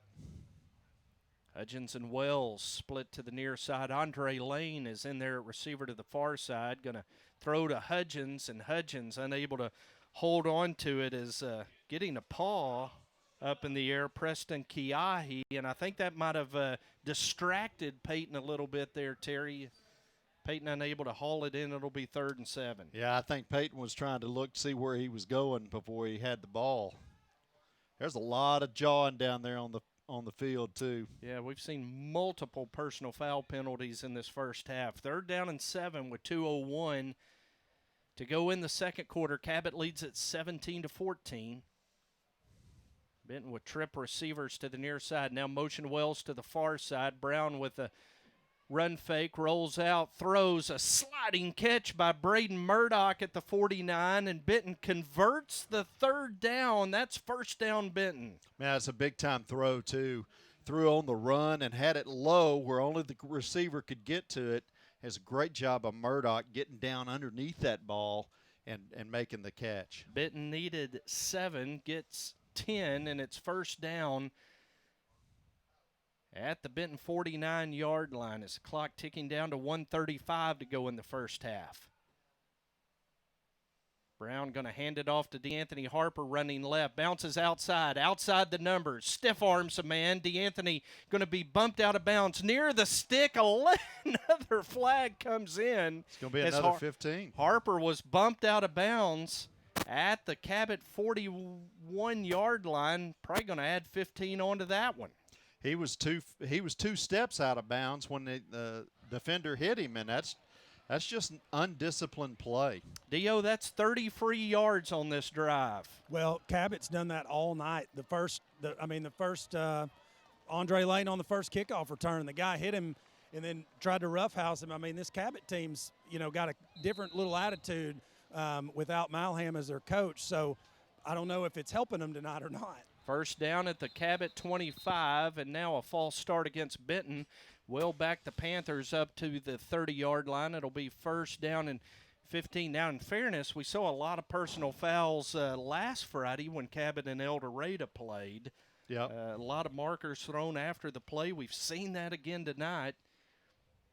That false start backs Benton up. It's 1st down and 15 at the Cabot 30. Well, that false start may have just cost Benton a touchdown because Peyton Hudgens was 1-on-1 with no safety cover.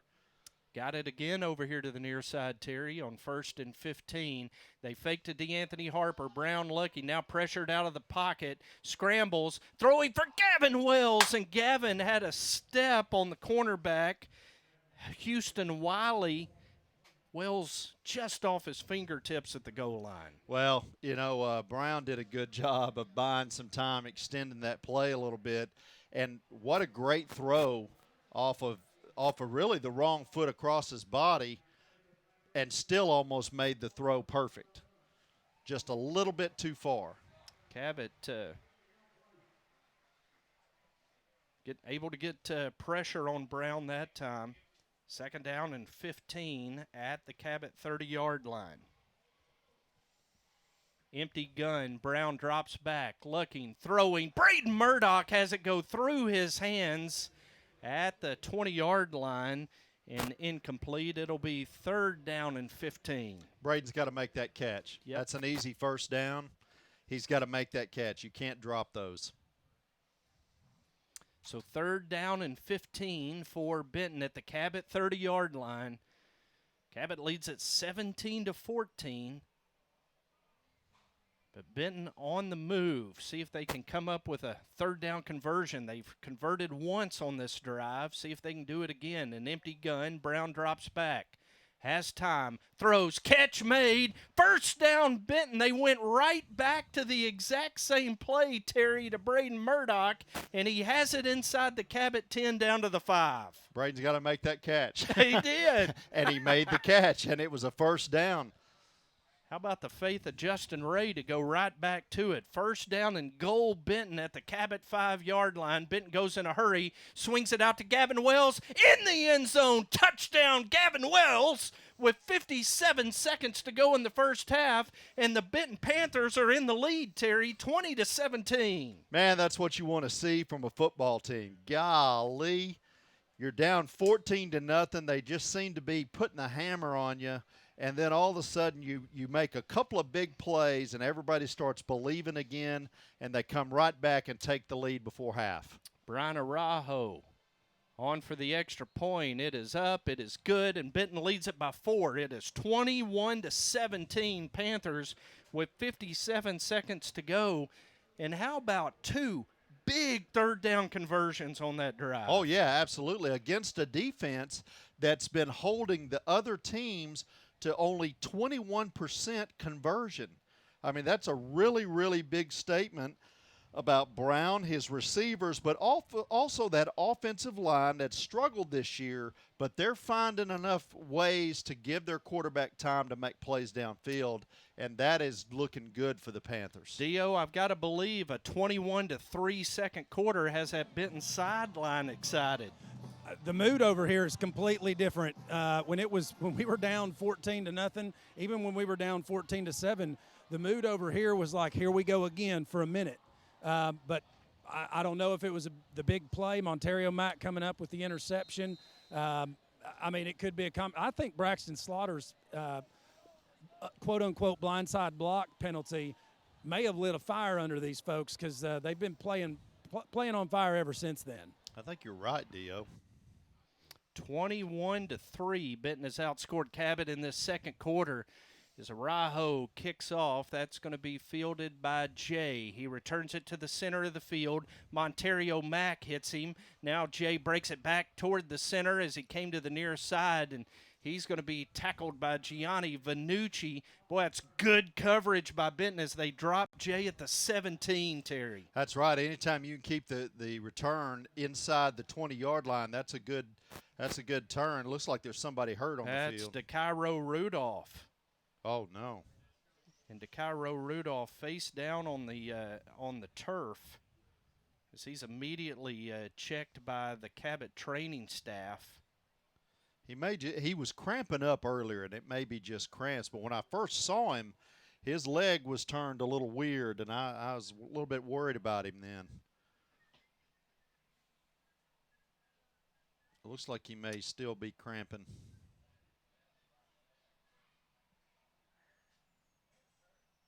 Dio, we are up here in the press box. The humidity after the rain stopped kind of got up. What's it feel like down there at field level?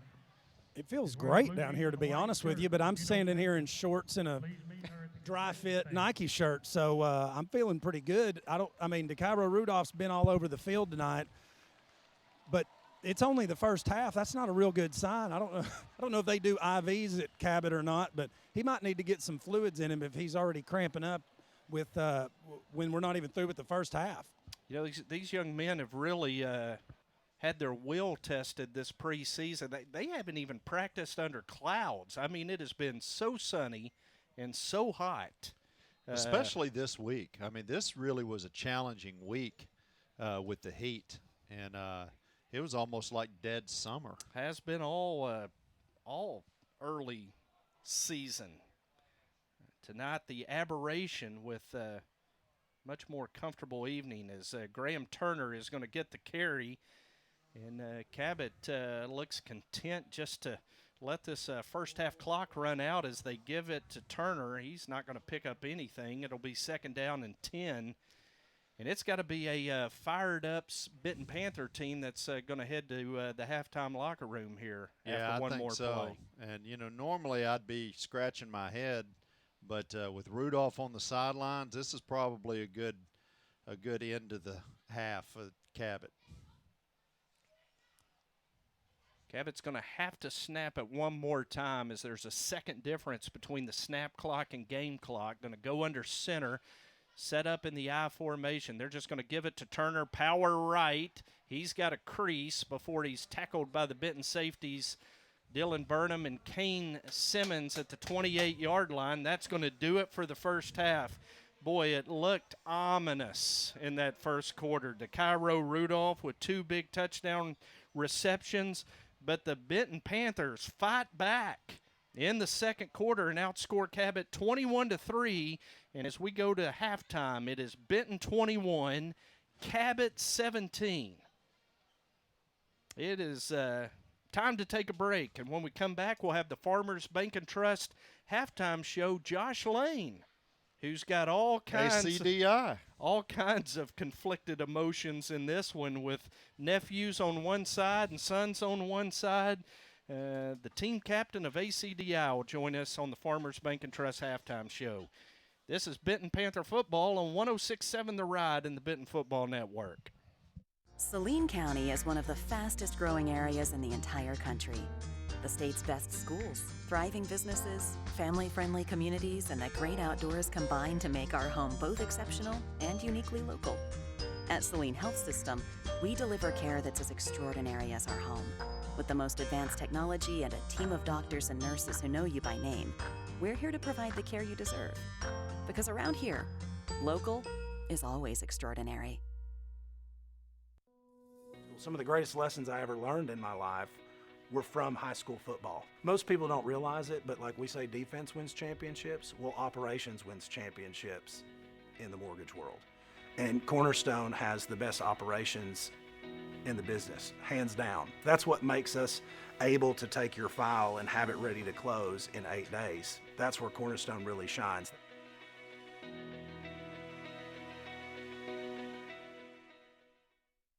Smith Caldwell Drug is located in the heart of downtown Benton. We're an independently owned pharmacy that strives to give our patients the best quality and care possible. We offer free delivery service and convenient drive-through window. Our friendly staff will help you with your insurance billing needs and much more. Be sure to shop our large boutique, gift section, and baby department where you get free gift wrapping. Smith Caldwell Drug in the heart of downtown Benton. Family and community go hand in hand. That's why ACDI proudly calls downtown Benton our home and why we are excited to be a part of this community. Hi, I'm Josh Lane, the team captain at ACDI. My teammates understand the importance of serving in the community, and at ACDI, we'll always make that a priority. We are proud sponsors of the Benton Panther football team and thankful to share our family with this great hometown. Go Panthers!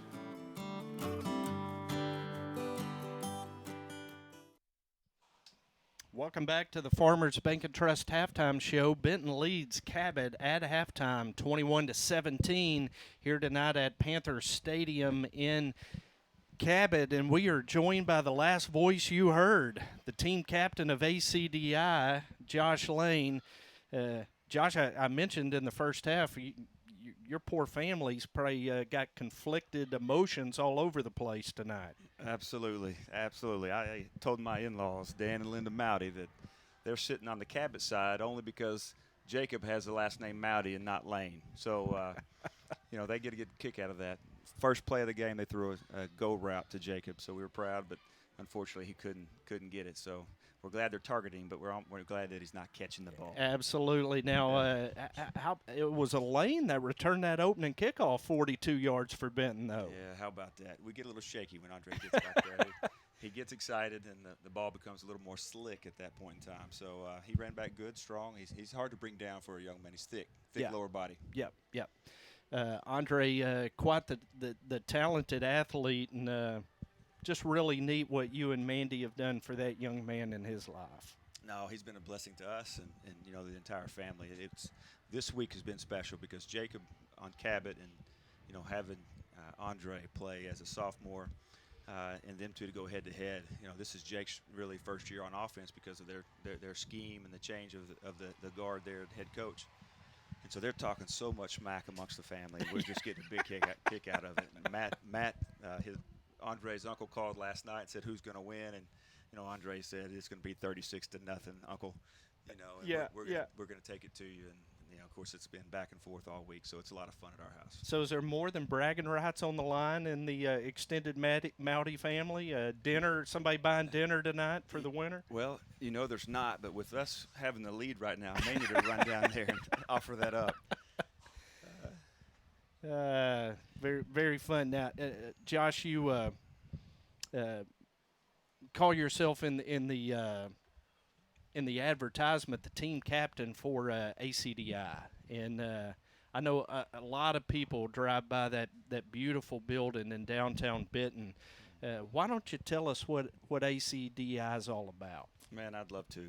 Really and truthfully, that we hear a lot about the building, and each time I hear that, I try not to get caught up in the structure itself. I think of the team that fills it out and the fact that we have people from all over the Americas come in for training and to visit and to discuss technology, innovation, and what solutions that ACDI and our partners can provide, not just, say, education or healthcare, but all verticals in small to medium businesses to large healthcare opportunities.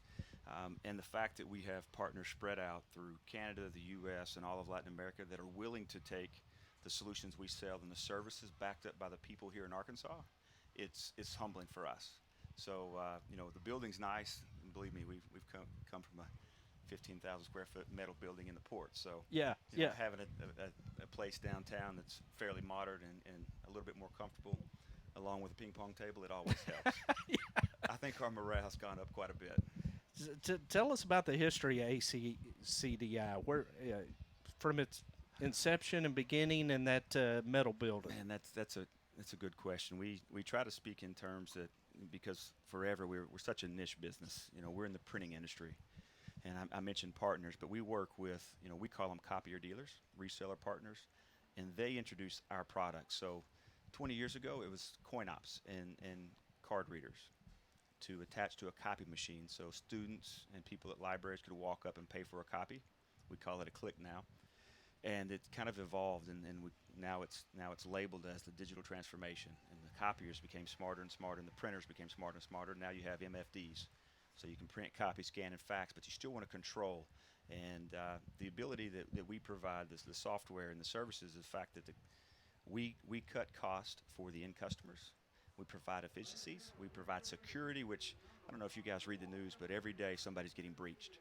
And that breach could be somebody, reading medical records off of a copier or a printer, things of that nature. And so our solution, alongside with the sales teams throughout the U.S. and Canada, the copier dealerships, they fit in every organization, and we're blessed to have one of the, I would say, the best of breed print management solutions called PaperCut. We call it PaperCut MF for multifunctional. And, it's been well received for the last 9 years, and it continues to evolve. Now we're doing, scanning. We call it capture, document management. And so the entire, if you're in our industry, document lifecycle, our team's capable of installing, configuring, training, and maintaining over the lifetime of a company. So we're blessed to do that. Awesome. Yeah. So you talked about being in the port. How do you wind up in downtown Benton? It sounds like a company that really is not just in the United States. You're down in South America as well, and Canada. How do you wind up in Benton? Well, I've lived in Benton for 19 years. My wife's from Benton. I had a pool, but who wouldn't want to be downtown Benton? Yeah. And I've always said, even before moving in, we were kind of we had one foot in the downtown area, which we love. And I met with a company yesterday trying to get them to invest, some real estate and some people there with us. They're in the technology businesses too. So first of all, and then we're at the the main quarter of Benton, I think, outside of Alcoa and such. But the lot was there. We figured if we could clean it up, put a new building on it, new structure, we could make it look nice. I don't know if you noticed, but we've got a lot of green space. Mm-hmm. I'd still like to do some more things with that to lift it up, make it look a little better. But primarily, 4 kids in school, coach majority of the teams that they play on or try to. Getting back and forth from Little Rock was unrealistic. Now they're stopping by every day after school. I said we had 25 people in for training this week, and sure enough, Knox comes in, my 4-year-old, Tuesday or Wednesday, and he's peeking his head in the training room, and all the guys are laughing, and it's a distraction. But I'm grateful that we're there. It's fun. Yeah, and it is certainly a beautiful facility. After so many people wondering what's ever going to come of the old Harvest Foods property, what you have done there is just phenomenal. Now, how many folks work there actually in the facility? This summer I was kind of more on top of that. We had probably 6 interns, and we were a little over 100 individuals, 100 people that we employed. The 6 interns went back to school. I think 2 of them are still working part-time for us. So I would say we're between 98 and 102, depending on who we've hired and so forth. But close to 70% work here in Benton and live in the surrounding area, and then 30 to maybe 35% are remote. So we have to. We're like most companies. We've got to be where the business is, and there's northeast, southeast, northwest, west, north central. So, and of course south central. Yeah. So we try to make sure we're where the business is, and I believe we've got a team of about 7 or 8 in Latin America. It's there's a lot of land to cover, big region down there, and then Canada. Realistically, we have 2 people that live. No, actually 3 that live in Canada. We've got 1 in Quebec and 2 in the Toronto area. And so we're missing out on the West Coast a little bit up there, but our guy in the Northwest, runs across the border every now and then. There you go. So and that all happens out of the hub right there in downtown Benton. Isn't that crazy? It's awesome. It's funny to think, when you mentioned where we came from, and the company was started in 1994, so we celebrated 25 years this year. And when I joined, I believe at the end of 2000, the beginning of 2001, and I think my team members would say we had 2 employees. It was more like 8, and we were scratching and clawing for everything we could do. We're trying to get any business we could, and we took the hardware, converted it to software, and we met good people. I've got a strong faith, and I believe that people were brought into our lives to help us out, help the families out that we work with, our partners, and our claim is that we're out here to serve, and if we can serve one, we might as well serve many. Mm-hmm. And we continue to strive for that today. Right. And we're in Benton, and we interview and we talk and we think, why can't we be Google? Why can't we be Apple? Why can't we be these bigger companies? And of course, I can barely spell Google, so we're building it based on other people. And, and hopefully we've got a good team to continue to hire stronger talent. Absolutely. I know Casey Cobb spoke at our Kiwanis meeting a couple of weeks ago, and he said, you see ACDI and you wonder what happens in this building downtown. Hopefully all the Benton Panther fans have a better grasp as to what your company's all about. The one thing that nobody could ever question, though, is your investment in the community. And I know I speak on behalf of Benton football and our touchdown club for your investment in Benton Panther football. We can't thank you enough. Well, you're welcome. We're glad we get to do it and enjoy it. And believe me, every investment or everything we put back in the community, I feel like they put back into us. So it's mutual for sure. Awesome. We're glad to be there. Awesome. And glad to be right here and glad to see that we have a 21-17 lead. Now we just need Andre to run a kickoff back or something in the second Wouldn't half. that be great? You know? I've got, we're proud parents, and we're rooting for him. We're rooting for the team, and I think we all know from Benton what this win would mean for the entire program, for that matter. Yeah, big time. Big time. So Josh Lane and his wife Mandy, great family. And his brother-in-law, Matt, an old Benton Panther cornerback back in the day. Hey, when Cabot's not playing, Matt's watching Benton for sure. He still supports us and tries to keep up with what's going on. Yeah. Josh Lane from ACDI, appreciate you joining us at halftime. Hey, thank you. As we continue on the Farmers Bank and Trust halftime show, it's Benton 21, Cabot 17. We'll take a break and come back and look at some stats. This is Benton Panther football on 106.7 The Ride and the Benton Football Network. Allied Glass is a full-service glass shop located in historic downtown Benton. Allied Glass is a third-generation business and family-owned and operated since 1967. Mirrors, shower doors, commercial storefronts, auto glass repair and replacement, tabletops, screens, plexiglass, and much more. For all your glass needs, call Allied Glass at 501-778-6244, located at 115 East Sevier in downtown Benton. Ashby Funeral Home has been family-owned and operated, serving Benton and Saline County since 1882. Through 5 generations, Ashby Funeral Home has cared for families through compassionate and professional service.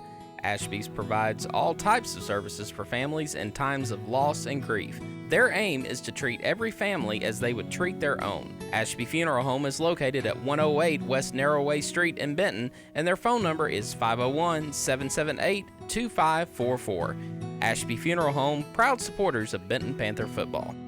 Any lasting structure begins with a good blueprint, and every good blueprint must be designed specifically for the people it serves. The Benton Event Center, Riverside Park, and the new Boys and Girls Club, all designed by the professional architects at Black, Corley, Owens, and Hughes. They understand the Benton community and are a major part of our economic success. Proud sponsors of Benton Panther football and valued partners for our community. Congo Fireplace and Patio has been Benton's go-to place for all your hearth needs since 1920.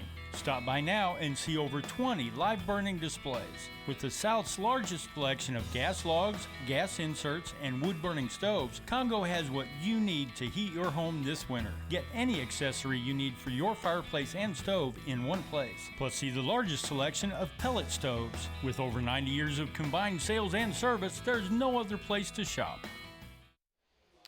Welcome back to Panther Stadium in Cabot. It is halftime, and Benton leads Cabot at halftime, 21-17. As we continue the Farmers Bank and Trust halftime show, a look at the out-of-town scoreboard and how good are the Bryant Hornets? 35-6. They lead Fayetteville at halftime. Wow. Harmony Grove is shutting out Bald Knob at halftime, 16-0. We haven't heard from Jason Kelly. Does that mean the news isn't good way down in Falk? Can't find a score on the online scoreboard. May just be a Beaver cold this week. 6A West scores at halftime. Lake Hamilton leads Hot Springs 34-6. And Little Rock Hall and Jacksonville are tied right down the street from us, 6-6 at halftime. Terry, as we look at the halftime stats, total offense just about even. Cabot 268, Benton 260. Wow. Garrett Brown 10 of 20 passing in the first half for 212 yards and 2 touchdowns.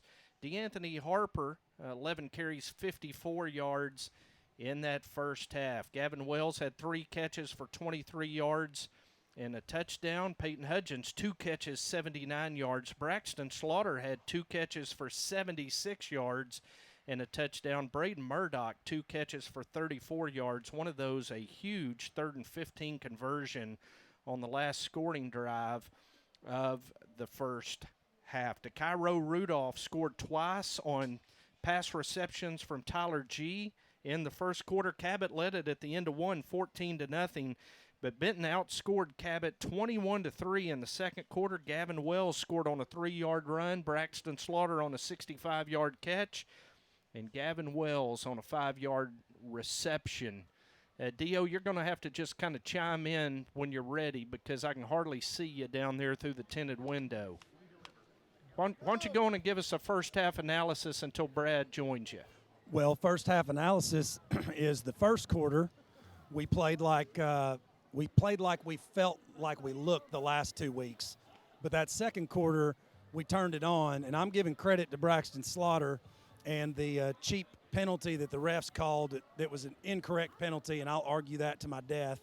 But I think that fired these guys up. They've been looking for that senior leadership, somebody to step up, and Braxton Slaughter did just that. So here's my prediction for this second half. We kind of know what to expect with Scott Reed. He's gonna try more of the same that he did, but I think they're going to focus a little bit more on throwing the ball downfield because that's where they've had the most success. They're going to try to test our cornerbacks, but I think Justin Ray now has a good feel for this new Panther defense and how to beat them. You saw him going more to the quick game. I think you're going to see a lot more of the quick game. That's where we had the success, getting the ball to your receivers quick underneath and let them beat a guy because they can. All right, let me walk over here and catch Coach Harris. He's talking to a referee. He might be talking to him about that blindside block. You ready, Coach? All right. Hey, 21-17 first half. Didn't start so great, down 14-0, but then we started to play a little bit. Yeah, we'll take where we're at right now with the way it started. Of course, giving up 2 quick scores, and offensively we're getting down. We miss a field goal, turn it over, Right now we're pretty happy with where we're at, and we feel like we made some pretty decent adjustments on the sideline. And defensively, we're flying around. We just got to take care of number 3. I mean, he's their dude, and I don't know if he'll come back or not. He got shook up a little bit, but we feel like we can control the box with our defense, and then offensively, we like a lot of things we're doing right now. Yeah, looking good out there. Injury update on Tristan Redd. It looked like I saw him leaving with his parents, maybe headed to the doctor. Yeah, they're going to go get him an X-ray just to check it out, see where he's at and everything. They're either thinking high ankle sprain or maybe a possible fracture. Don't know any details on it just yet, but they're going just for safety. Good deal. We'll go get him, Coach. Well, hate to hear that about Tristan Redd. Absolutely. Hopefully it's just a high ankle sprain, nothing more than that, because he went down with the broken leg in Siloam Springs as a sophomore, and then I think he dealt with an injury last year as well. So hopefully that kid can finish out his senior year relatively healthy. Terry, of Cabot's 269 yards in that first half, DeCairo Rudolph 153 receiving. He is the weapon. Yeah, he's the real deal, and the thing is that we knew that going in and still couldn't stop it. I mean, he really is a good receiver, but he also has got somebody that's pretty good throwing to him as well, and that the combination of those two and a little bit of time to throw made for a good first quarter. But I really, really am proud of the Panther defense and how they came back, shut them down in the second quarter, and were really competitive. I think the real test for this team is the next 12 minutes. Because right now, Cabot averages about 2 touchdowns per third quarter. And Benton has been giving up 2 touchdowns per third quarter. So if we can shed the previous 2 games and play like the 2018 team, which only gave up about 5.5 points a quarter, I think we'll be in good shape going into that fourth quarter, which is where we'll win. Yeah, their opening game against Pine Bluff, they outscored Pine Bluff 17-0 in the third quarter without the offense picking up a first down in the entire quarter. Yeah. It's been a Cabot defense that has forced turnovers in the third quarter against Pine Bluff and against El Dorado, and an offense that has operated in a short field. This is a critical 12 minutes. It really is, because it might even set the tone for the rest of the season. If the Panthers can come out and play the third quarter like they did the second quarter, we may have an opportunity to reset the season, which is exactly what Arkadelphia did last year. Mm-hmm. They went 0-5 and then haven't lost since. And they didn't lose those 5 games to state champions as Benton has done to open this season. That's right. So how about a kudos to Morgan Garrett? We refer to her as the number 2 fan of the Panthers behind Freddie. Morgan coming through for us. Glen Rose 28, Falcon nothing. So well, I'm surprised. Full-blown fever then. It is. I'm surprised Jason hadn't been on top of that. Want to remind you that DVDs of every Panther game are available for $17 plus $3 shipping charge. You can order online at mmproductions.net. Again, in the pregame, we extended our heartfelt sympathies on behalf of Benton football and the Benton Touchdown Club to the family and friends of Tommy Hart, a great Benton Panther, former Henderson State Ready and NAIA All-American. Tommy passed away last Saturday and was memorialized early this morning at Ashby Funeral Home. And member of the Tom Harden Benton Athletic Museum Hall of Fame and the Henderson State University Sports Hall of Honor. On behalf of Benton football and the Benton Touchdown Club, we remember the family and friends of Tommy Hart, a great Benton Panther. So Cabot will receive to open the second half. And Benton will move left to right across your radio dial in this third quarter. Brian Arajo to kick off for Benton. It's an end-over-end kick that's going to be fielded at the 4-yard line. Return to the far sideline, outside the numbers. Boy, again, good coverage by the Benton kick coverage team. Terry going to make the tackle at the 24-yard line. I like what I'm seeing out of the kickoff unit tonight. Yeah, nice containment and very patient containment. They're not overrunning their zones. They're just keeping everything in front of them. And then once one guy gets his hands on him, everybody else collapses. So that's where Cabot will have it to open the second half, and we see DeCairo Rudolph, the first Cabot Panther, onto the field as he came off late in the second quarter, appeared to be suffering a cramping issue. He's out there to open the second half for Cabot. Tyler G is the Cabot quarterback, brings Jake Mowdy in motion. They fake to Mowdy, fake to Turner. G going to throw, has Tanner Wilson, and Wilson's over midfield into Benton territory before Cade Clark can bring him down at the Benton 42-yard line. It is a big play for Cabot to open the second half. It is, but you saw Cade Clark's speed that time. He got beat, had decent coverage, but got beat on the inside. Good throw and catch, and Cade was able to catch him from behind. Tanner Wilson just 2 catches for 9 yards coming into the game. And he surpasses that. 33 yards on that play. 1st and 10 Cabot at the Benton 42. They give to Graham Turner running right. Turner going to pick up 4 yards to the Benton 38 as he is swarmed by Panther defenders right there. A gain of 4. It'll be 2nd and 6. Yeah, they've got Cade Clark matched up on Rudolph head-to-head. It looks like both of them getting after each other a little bit and pulling their shoulder pads out. Cade, the 5'11", 175-pound senior, the track star, matched up with DeCairo Rudolph on 2nd down and 6 for Cabot. They're going to motion a man out of the backfield, and now a whistle. Looks like he turned up. And a false start against Cabot. They'll back him up to the 42-yard line. 2nd and long 10. Looks like G's telling them all, settle down, wait for the call. So they'll bring Wilson and Mowdy to the near side. Going to send Rudolph to the far side. Gage Morrow, the tight end, going to line up in an H-back to the right. Graham Turner right behind him is the halfback to Tyler G's right on 2nd down and 10. A high snap. G able to pull it down. He's pressured, throws, gets it to Morrow right along the Benton sideline. going to be short of the first down, and it's going to be 3rd down and 3 for Cabot. Threw Woolbright plumb out of his shoe. Blew a tire back there at the 45. Good pressure from Jaden, though, Terry. Yeah, it was. And this is a big down for Benton because Cabot comes out and gets the ball. They've got a nice little drive going, but they've got a good 3rd down right here. If they can hold, that could spell well for the rest of the 3rd quarter. 3rd down and 3, Cabot at the Benton 35. Again, a bit of a high snap. G looking, now scrambling to the right, throws under pressure, diving attempt at a catch on the Benton sideline. They're going to say incomplete, and it will be 4th down and 3. Yeah, this is going to be interesting to see what Reed does here.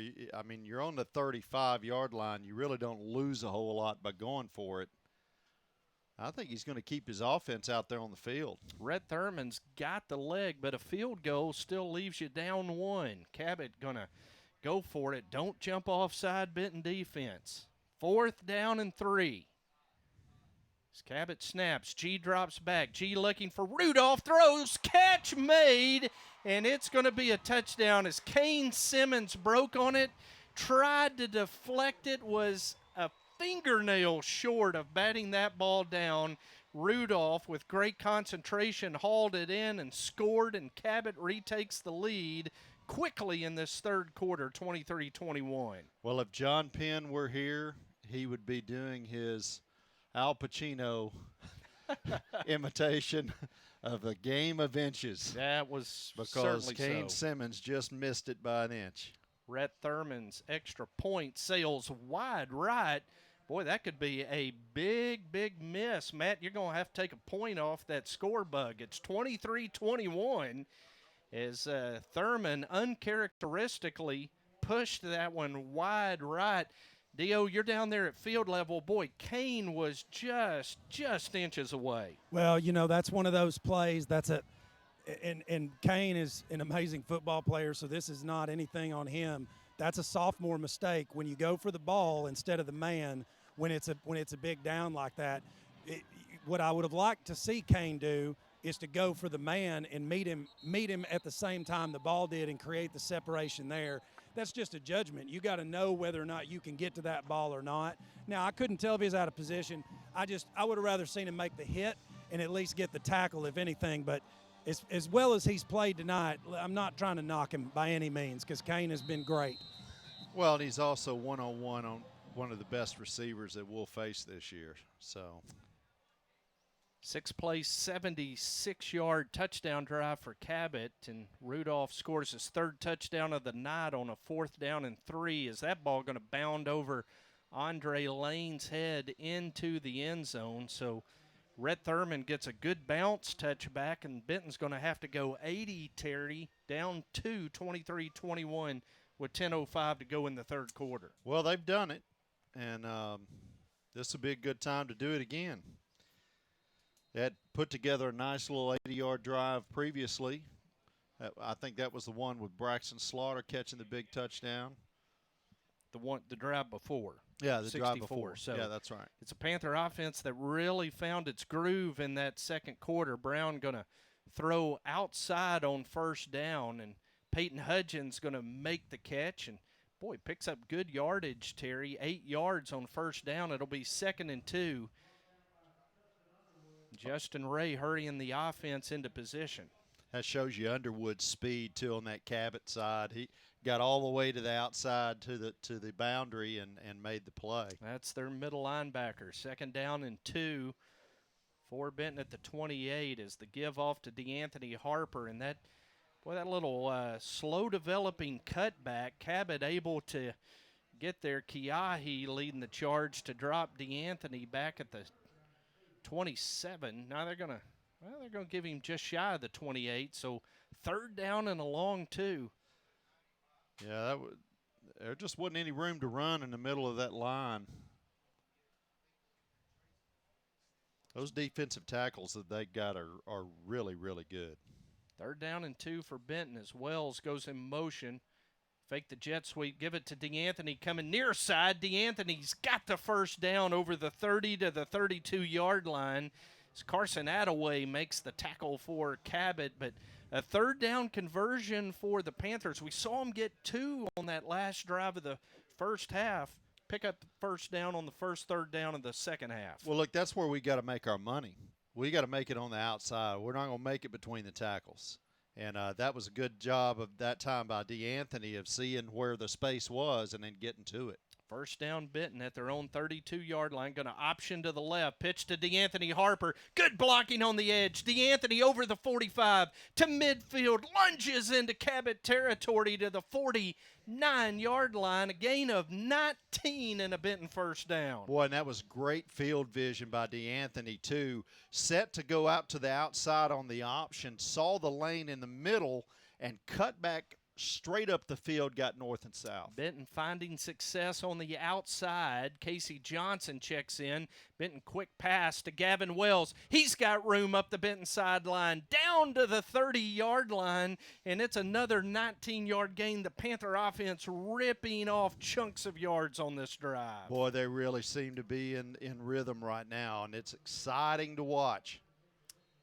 Outside and underneath is D.O. called for, working for Benton here to open the second half. First down, Garrett Brown pump fake. Now he's going to lob it up for Braden Murdoch, who was interfered with, almost made a great catch as he had a Cabot Panther draped all over him. Houston Wiley going to be called for the interference, and Benton going to pick up another first down following the penalty. Well, the only thing Wiley didn't do that time was throw on a sombrero and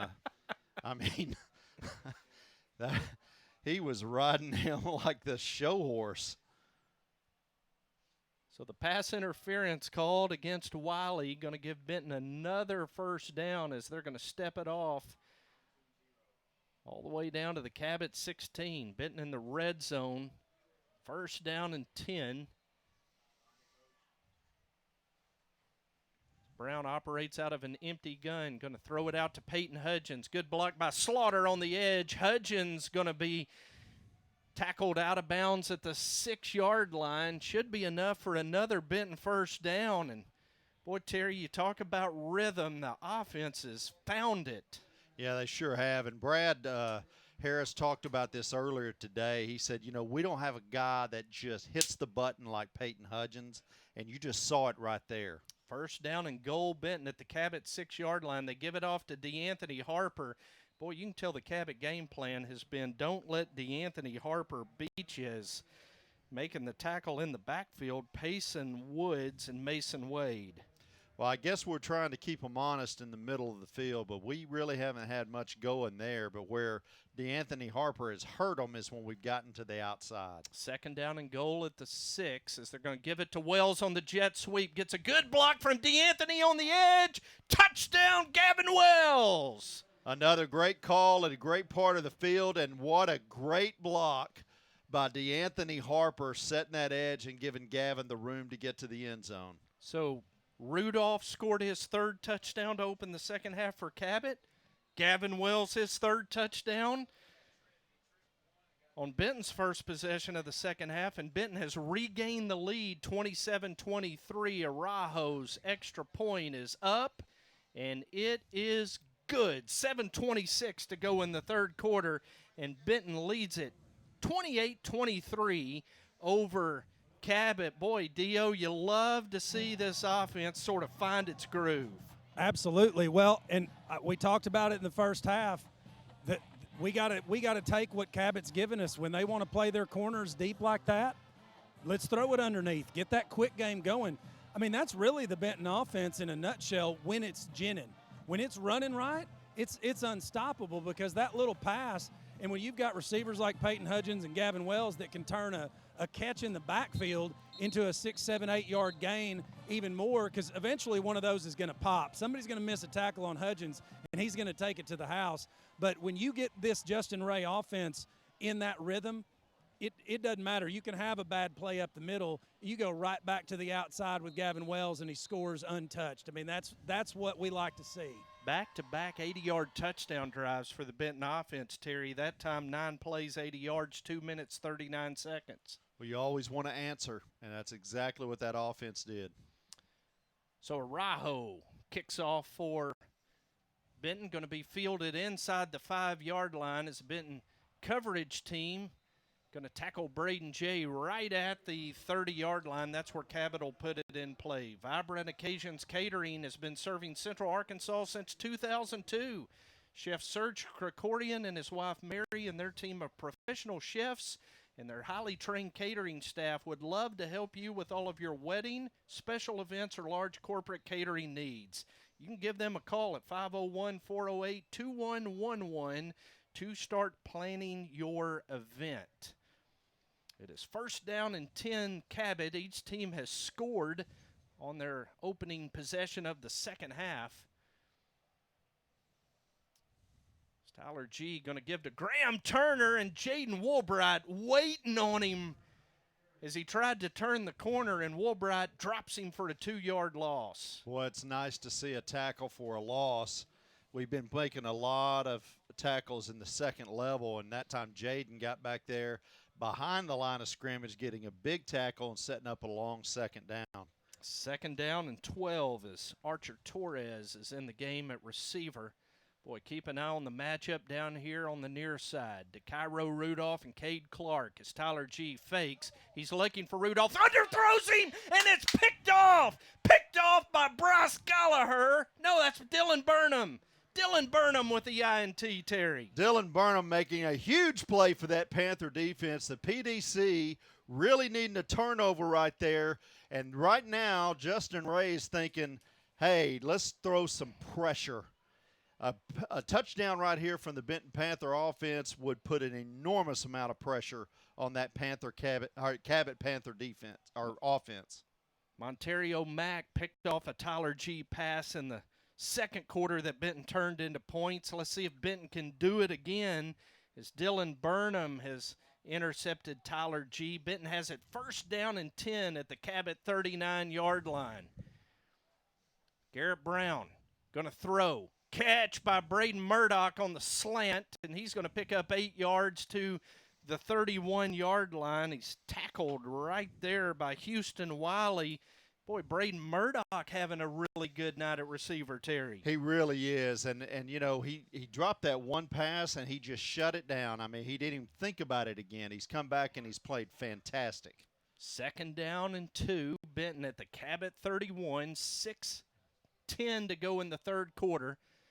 Benton leading 28-23. DeAnthony Harper on the carry, and DeAnthony's going to have the 1st down. Stays in bounds at the Cabot 23. Well, they're running hard right now, and, you know, the previous touchdown that the Panthers scored, that's the first third-quarter touchdown that's been scored on Cabot this year.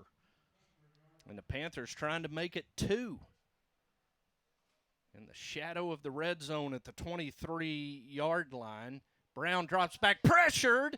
Did the ball come loose? Boy, how did Garrett Brown hold on to that as Kiahi and Payson Woods combine on the sack back at the 31. I have no idea how he held on to that ball. It looked like he was about to uncork a pass and was hit, and somehow Garrett Brown held on to it. Thankfully, a loss of 8. It'll be 2nd down and 18 following the sack back at the 31. Casey Johnson is in at running back for Benton. Hard counting. How about a little Matt Beck right there to follow a sack, pick up 5 yards? That's good. That'll keep it very, very manageable now.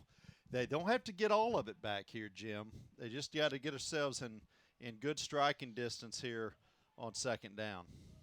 2nd down, 18. Following the 5-yard mark off against Cabot for encroachment. Slaughter and Hudgens will split to the left. Wells and Murdoch to the right. Johnson set up to the left of Brown. Brown fakes to him, throws to Slaughter. Whoa, couldn't hold on to it. It was just beyond his reach, Terry, in the end zone. And once again, Slaughter able to break free in the center of the field. He was, and he was trying to separate a little bit, lost a little bit of his footing, and was – what happened just now?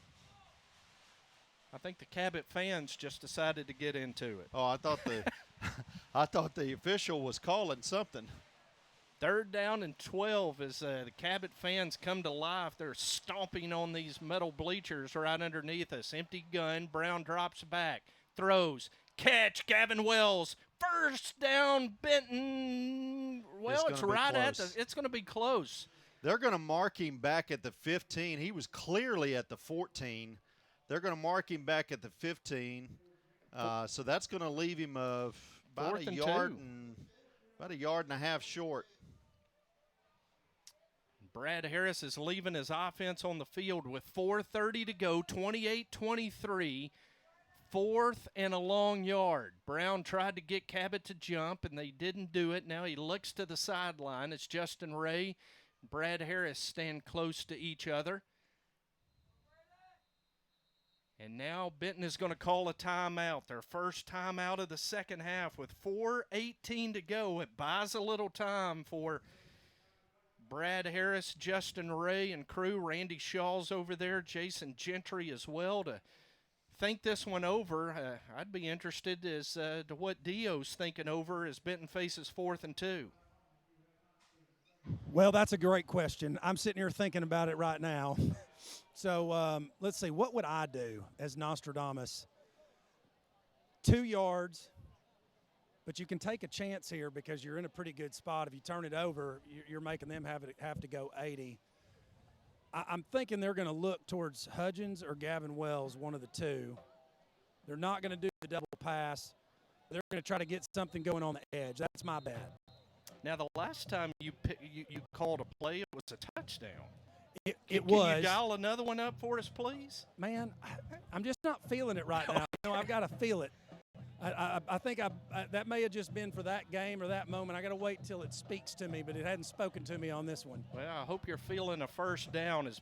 Look, you got Gavin Wells in the backfield. Here we go. 4th down and 2. Harper and Wells in the backfield. Going to give it to Harper, running wide. Wells blocking for him. Harper's got the 1st down. He's inside the 10 before he's pushed out of bounds at the 9. What a block by Gavin Wells. I mean, he almost gets the assist on the yardage. That is just a great job on the outside, giving his running back room to run. 1st down and goal. Benton Panthers at the Cabot 8-yard line. Going to go back to the ground to Gavin Wells. And that little dude's not afraid to run in between the tackles. He's down to the 6-yard line. He stuck his nose in there. Benton will have it 2nd and goal at the 6. Picked up another 2. They're trying to catch that defense, trying to guard the edge and sneak one up the middle. But those 2 defensive tackles just have that lane shut down. 2nd down and goal as the Panthers not only a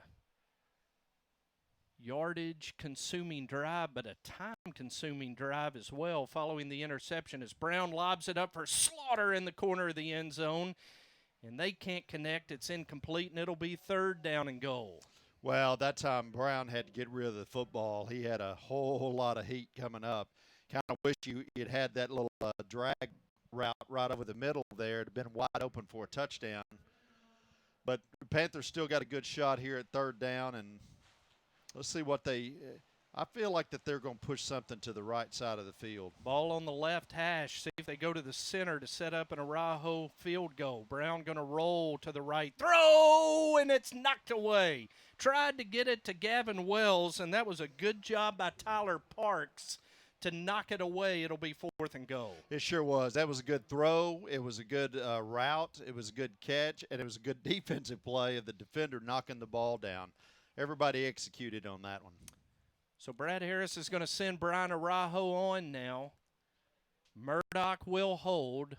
Pope will snap. It's a 23-yard field goal attempt.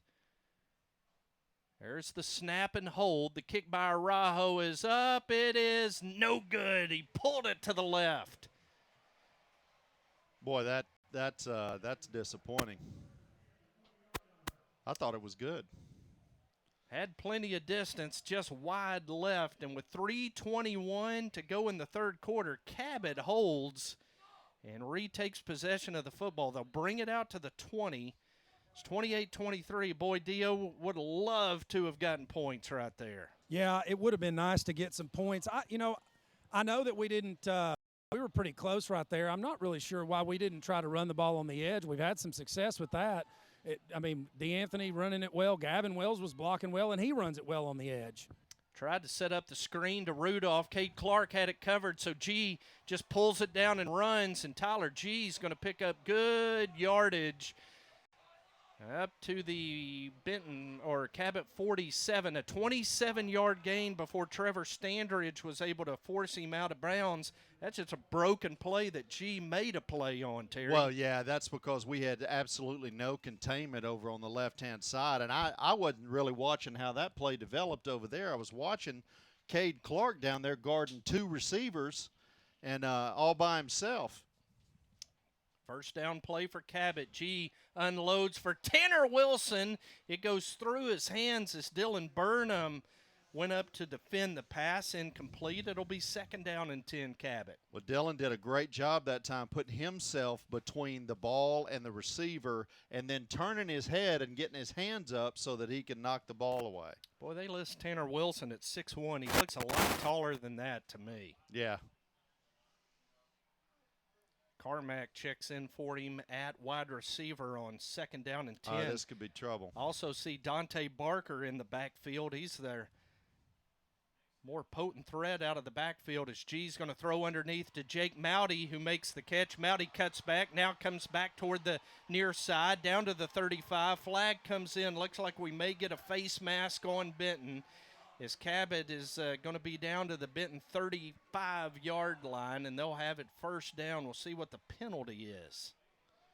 And that is a 5-yard face mask against Benton. That time Woolbright came in like a bull and just missed.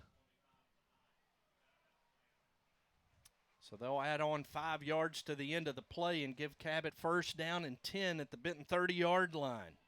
Good job by Cabot. Making the defender miss, get some extra yards. Is that Mowdy? That was Jake Mowdy. His dad, an old Benton Panther, played for Coach Fight back in the day. 1st down and 10, Cabot at the Benton 30. G drops back. G pressured by Barbary, tried to get it to Gage Morrow, and Morrow couldn't hold on to it at the 23. It'll be 2nd and 10. We're starting to get a little defensive pressure on the defensive line, and honestly, I hadn't seen a whole lot of pressure this year, and I'm wondering if that offensive line of Cabot's starting to wear down a little bit. 2nd down and 10. Rudolph splits far to the right. Carmack motions to the right. They've got trip receivers that way. G rolling that way, throwing to a wide open Kyler Carmack. A coverage bust by the Benton secondary, and Carmack takes it in for the score, and Cabot is retaking the lead with 2:35 to go in the 3rd quarter, 29-28. Yeah, it was a blown coverage that time, and it was very blown. It looks like they're going to go for 2 and try to. Now they're going to run Rhett Thurman on. Yeah. Thought they might try to get that 3-point lead, but yeah, I did too. Thurman's going to come on and try the extra point. 29-28, Cabot leads it with 2:35 to go. As the Panthers, with a blown coverage, allowed Carmack to get wide open. Thurman's extra point is good, and Cabot leads it 30-28. Boy, you look at the Cabot scores, D.O., a lot of big plays surrendered by the Benton secondary. That time just a blown coverage. They took that they ran Carmack across the formation in motion and then ran him on the wheel route. Had a little bit of confusion between our safety and our cornerback about who had what. They took the 2 inside receivers and left him wide open. I'm not sure who's actually got that, who's supposed to switch. I couldn't tell what coverage we were in. It looked like we were in like a cover 2, but every time I think we're in a cover 2, Coach Wynn does a really good job of disguising it, and he's really running like a cover 4 or cover 3. So I'm not sure who blew it, but we've got to get somebody to watch that wheel route, because that's the second time they did it. The first time they went inside to DeCairo Rudolph. Yep, you are exactly right. Tanner Wilson also caught one on the near side in the first half as Thurman's kickoff is going to sail into the end zone, and Benton will have to go 80 yards with 2:35 to go in the third quarter, and Cabot leading 30-28, Terry. Yeah, that was unfortunate to get a blown coverage so bad. I mean, no one even picked him up. He was wide open, basically walked into the end zone. Now the Panthers are down 2. But the way this Panther offense has been clicking, I feel like we're worth another. Absolutely. You know, you kind of bogged down right there inside the 10 on the last drive. We'll see how Benton comes back. There's the pass out to Gavin Wells. And again, boy, Dio, you called it getting the ball outside, getting it wide, getting that Cabot defense running sideline to sideline. A lot of success for the Benton offense. Well, when you look in their defensive tackles, why would you try to go up the middle against that and get it on the edge where they got little guys? I mean, that's where the matchup is. Look at how far number 2 is off of Hudgens right now. Yeah, 10 yards off of him on 2nd down and 2. Gavin Wells jet sweep to the near side, and Gavin's going to have the first down up near the 33-yard line as Parks and Attaway combine on the tackle. Man, Gavin Wells, for a receiver and a small receiver, he sure is a tough runner. Mm-hmm. Benton going with 4 receivers to the left, going to throw it out to Peyton Hudgens. Hudgens going to pick up 8 yards. And I tell you, Terry, you're just getting 8 yards on first down time and time again running the same play. Yeah, and anytime you can get yourself in a 2nd and 2 situation, I mean, the entire playbook opens up. Yeah, if Cabot wants to play 10 yards off your receivers, why not? Absolutely. 2nd down and 2. Going to go to DeAnthony Harper. A flag comes in, and yeah, we're going to go back 5 now.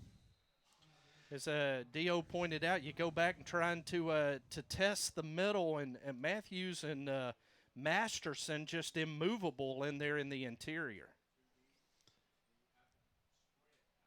Yeah, we're gonna. It looks like Peyton Hudgens jumped a little bit, and they flagged him on it. So instead of 2nd 2, we're going to have about 2nd 7. So mark off 5. Dio, I just want to point out to you, number 99 there for Cabot. Oh, I remember him from last year. He played linebacker and running back for their 9th grade team. I was going to say. It was a hoss. And number 44 in junior high, you remember him well as also. Absolutely. Eric Masterson, sophomore. Actually seen him as much as Horka tonight there, Terry, on that defensive line. Hayden Matthews has really anchored him inside, number 59. Following the penalty, it's 2nd down and 7 for the Panthers at their own 36 as Garrett Brown drops back, pumps, pulls it down, eludes the rush, and is going to struggle to pick up 2 yards to the 38, and it's going to be 3rd down and 5 now for the Panthers, under a minute to go in the third. That was a really smart move by Brown that time. His receivers were covered up, and he felt the pressure coming in on him. Instead of making a bad decision, he just took the ball and got as much as he could. Big 3rd down play. They put it in Gavin Wells' hand, running the jet sweep to the short side, and he's pulled down by the sleeve, it appeared, at the 41-yard line. And that's going to be 2 yards short of the first down. Boy, that leaves a big play call. Boy, actually, they're going to give him the 42, Terry. It's going to be 4th and 1. This is a big play right now. 4th down and 1. You don't have to snap it before the third quarter runs out. Clock at 5, at 4. Brad Harris seems to be saying, hold it. Now, they went ahead and snapped it, gave it to DeAnthony Harper, and he has the first down to the 44. Oh, my. Has it by maybe half a yard.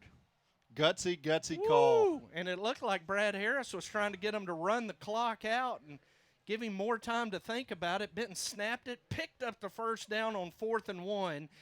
And speaking of fourth, we're heading to the fourth quarter with Cabot leading 30-28 tonight. This is Benton Football on 106.7 The Ride and the Benton Football Network. Jones Heating and Air, located at 520 Edison Avenue in Benton, specializes in residential, commercial, and new construction HVAC systems and offers 24-hour service. Jones is a proud supporter of Benton Panther Athletics, the Saline County Boys and Girls Club, and youth sports at Benton's Riverside Park. Find out more at jonesheatingandair.com or call 501-778-3324. Are you looking for something different and better? Then check out the all-new, redesigned 2019 GMC Sierra from Everett.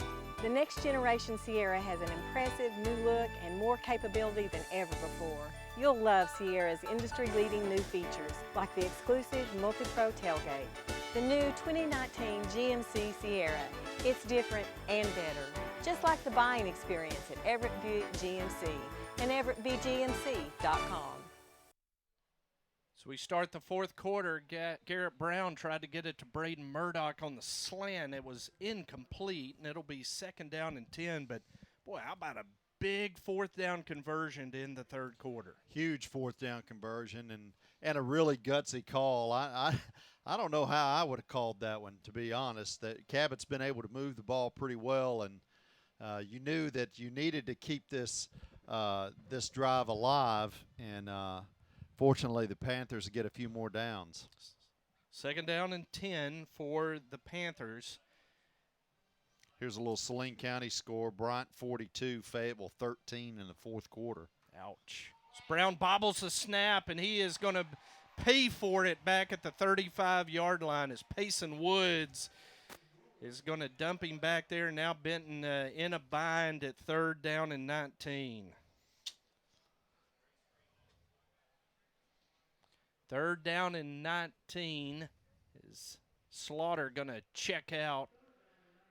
Andre Lane going to check in for Benton offensively. Wells and Lane going to come to the near side. Murdoch and Hudgens split to the far side.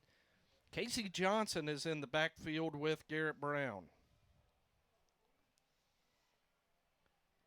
It's a snap back, fake to Johnson. Brown looking downfield, going to unload one. Boy, what a beautiful throw downfield, but just underthrown, and it is going to be intercepted by Cabot.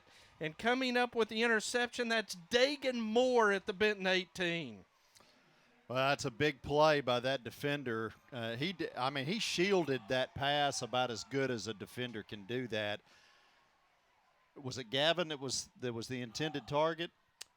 Dio, right over there in front of you. That was Hudgens. Hudgens. Hudgens came back for the ball, but the defender just made a great play on it. Yeah, that's how you play perfect defense. Well, and the ball was a little bit underthrown. That was a delayed route. But, well, it was delayed because Garrett Brown had to make a move in the backfield to get open so he could throw it. So it took a little while.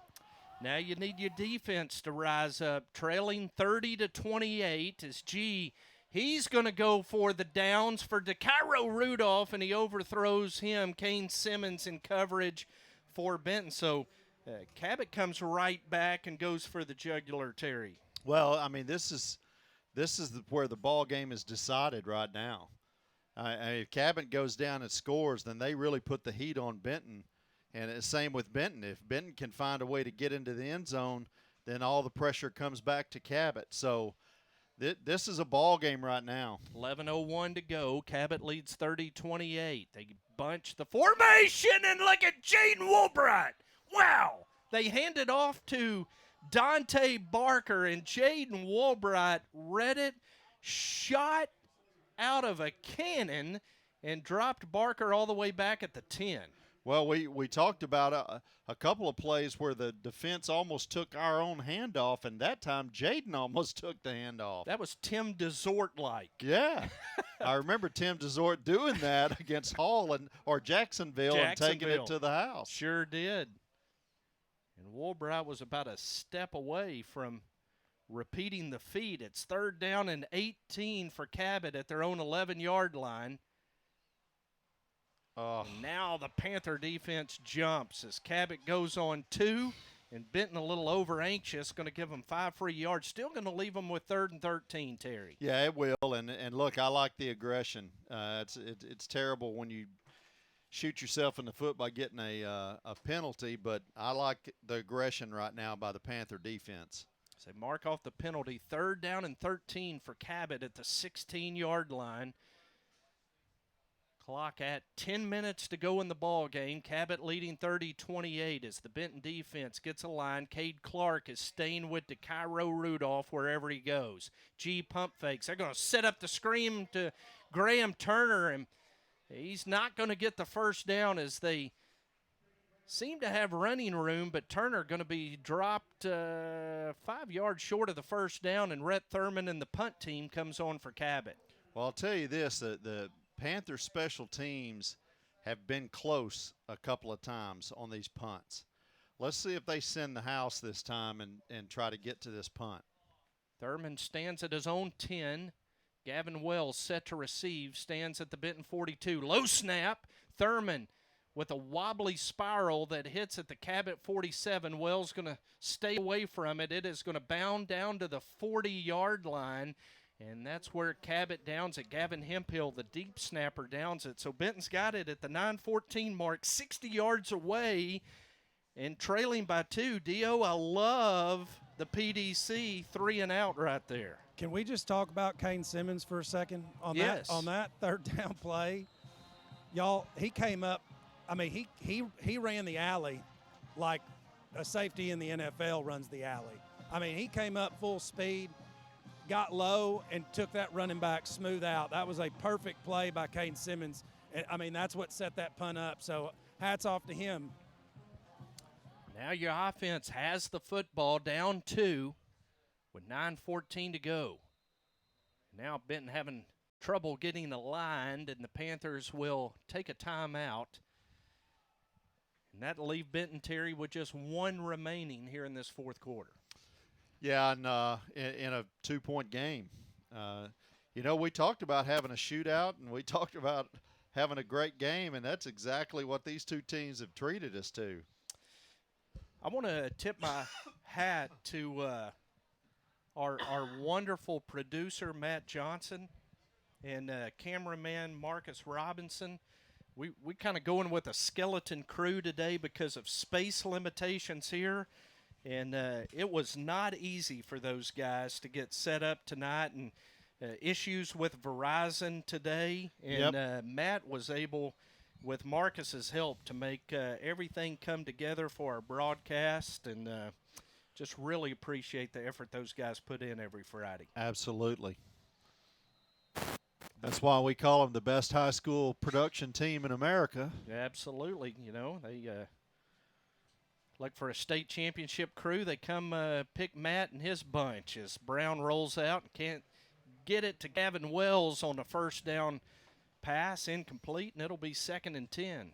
Well, they tested him a little deep that time, or deeper, I should say, and that time Brown just misfired. That was a little bit of a bad pass.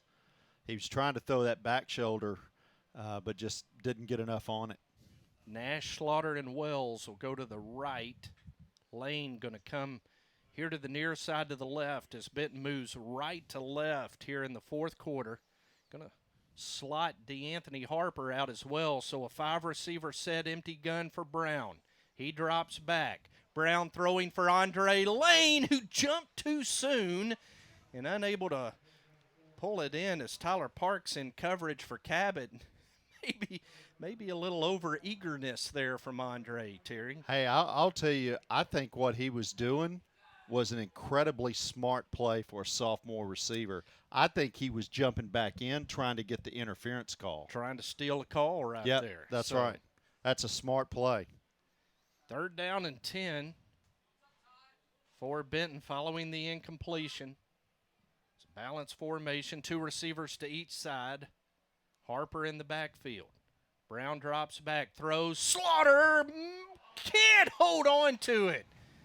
Boy, he had it and couldn't hold on to it. And now Braxton kind of grabbing behind his knee there as he came up. Boy, that would have been a big 3rd down conversion, but Benton going to have to punt it away as Cabot forces a 3-and-out. Yeah, I think he landed flat on his back, and I think that's what caused the fumble, but also caused the little tweak that you saw when he got up. So 4th down, Preston Barker on to punt. DeCairo Rudolph back to receive for Cabot as Rudolph stands at his own 25. Barker going to rugby punt it toward the right. There he goes. Kick, and boy, did Cabot get a piece of that one? Is that ball only going to roll down? What is Rudolph doing? It looked like he was going to go step on that ball at the 35. Benton downs it. Dio, did Cabot get a piece of that, or did Preston just kind of shank that one? No, I think it was just shanked a little bit. You know, that's the deal with the rugby punt. When it works, when you get a hold of it, man, you get all that momentum with it, and it really goes. But it's hard to aim, you know, because you're running, you're trying to drop the ball and kick at the same time. That's really difficult. So that's just what happened on that. So Cabot will have it 1st and 10 at their own 35 with 8:53 to go in the 4th quarter. Cabot leads at 30-28. G drops back, penalty marker down. Jake Mowdy, the intended receiver, Dylan Burnham, already with 1 pick tonight, bats it down. And an illegal shift is coming up against Cabot. Boy, if Dylan could have hauled that one in, Terry. He elevated really, really well and got up, but was unable to come down with the ball. There's a penalty called against Cabot. You know that's got to be frustrating. You get home at night, you think about that one play. Yeah. 5-yard penalty assessed against Cabot. And it'll be 1st down and 15 for Cabot at their own 30.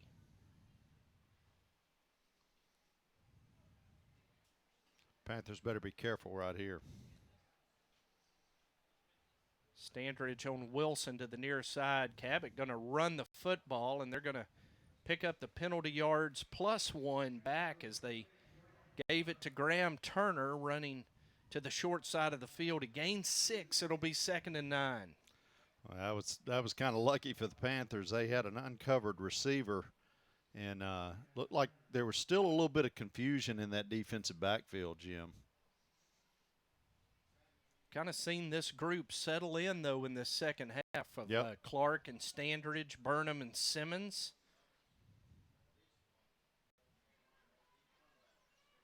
Second down and 9 for Cabot as Monterio Mack comes up on the line of scrimmage. Yeah, he's going to come out with the motion. They're going to fake it to Turner. G is going to roll and keep, and G eludes Benton tacklers to midfield, and Tyler G with a nice run is going to pick up 15 yards and a 1st down to the Benton 49.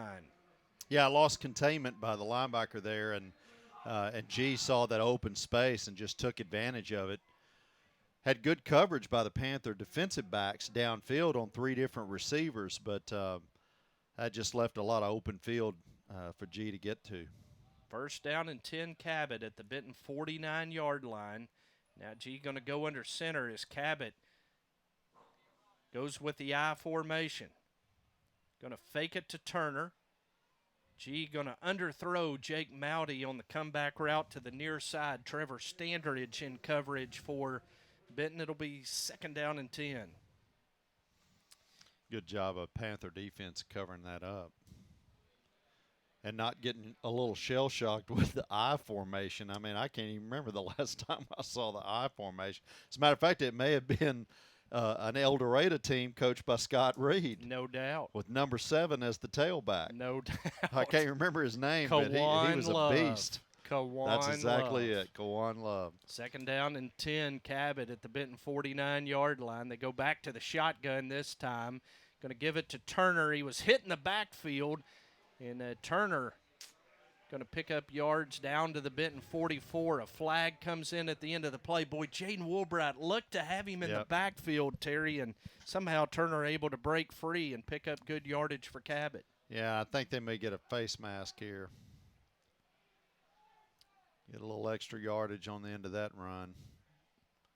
Penalty thrown at the end of the play, and we're going to get a 5-yard face mask. That'll add 5 yards onto the play, and going to give Cabot first down at the Benton 39-yard line. Stay with us after the ball game. We'll have the Brent Houston for Circuit Judge postgame show. Tonight we'll have a couple of ACDI Panther MVPs. Could be. With the tip of the hat to Josh Lane, our halftime guest tonight, ACDI sponsoring our MVPs tonight. Awesome. First down and 10 Cabot following the face mask at the Benton 39. Clock now under 7 minutes to go. Got to get a stop right here, Benton defense.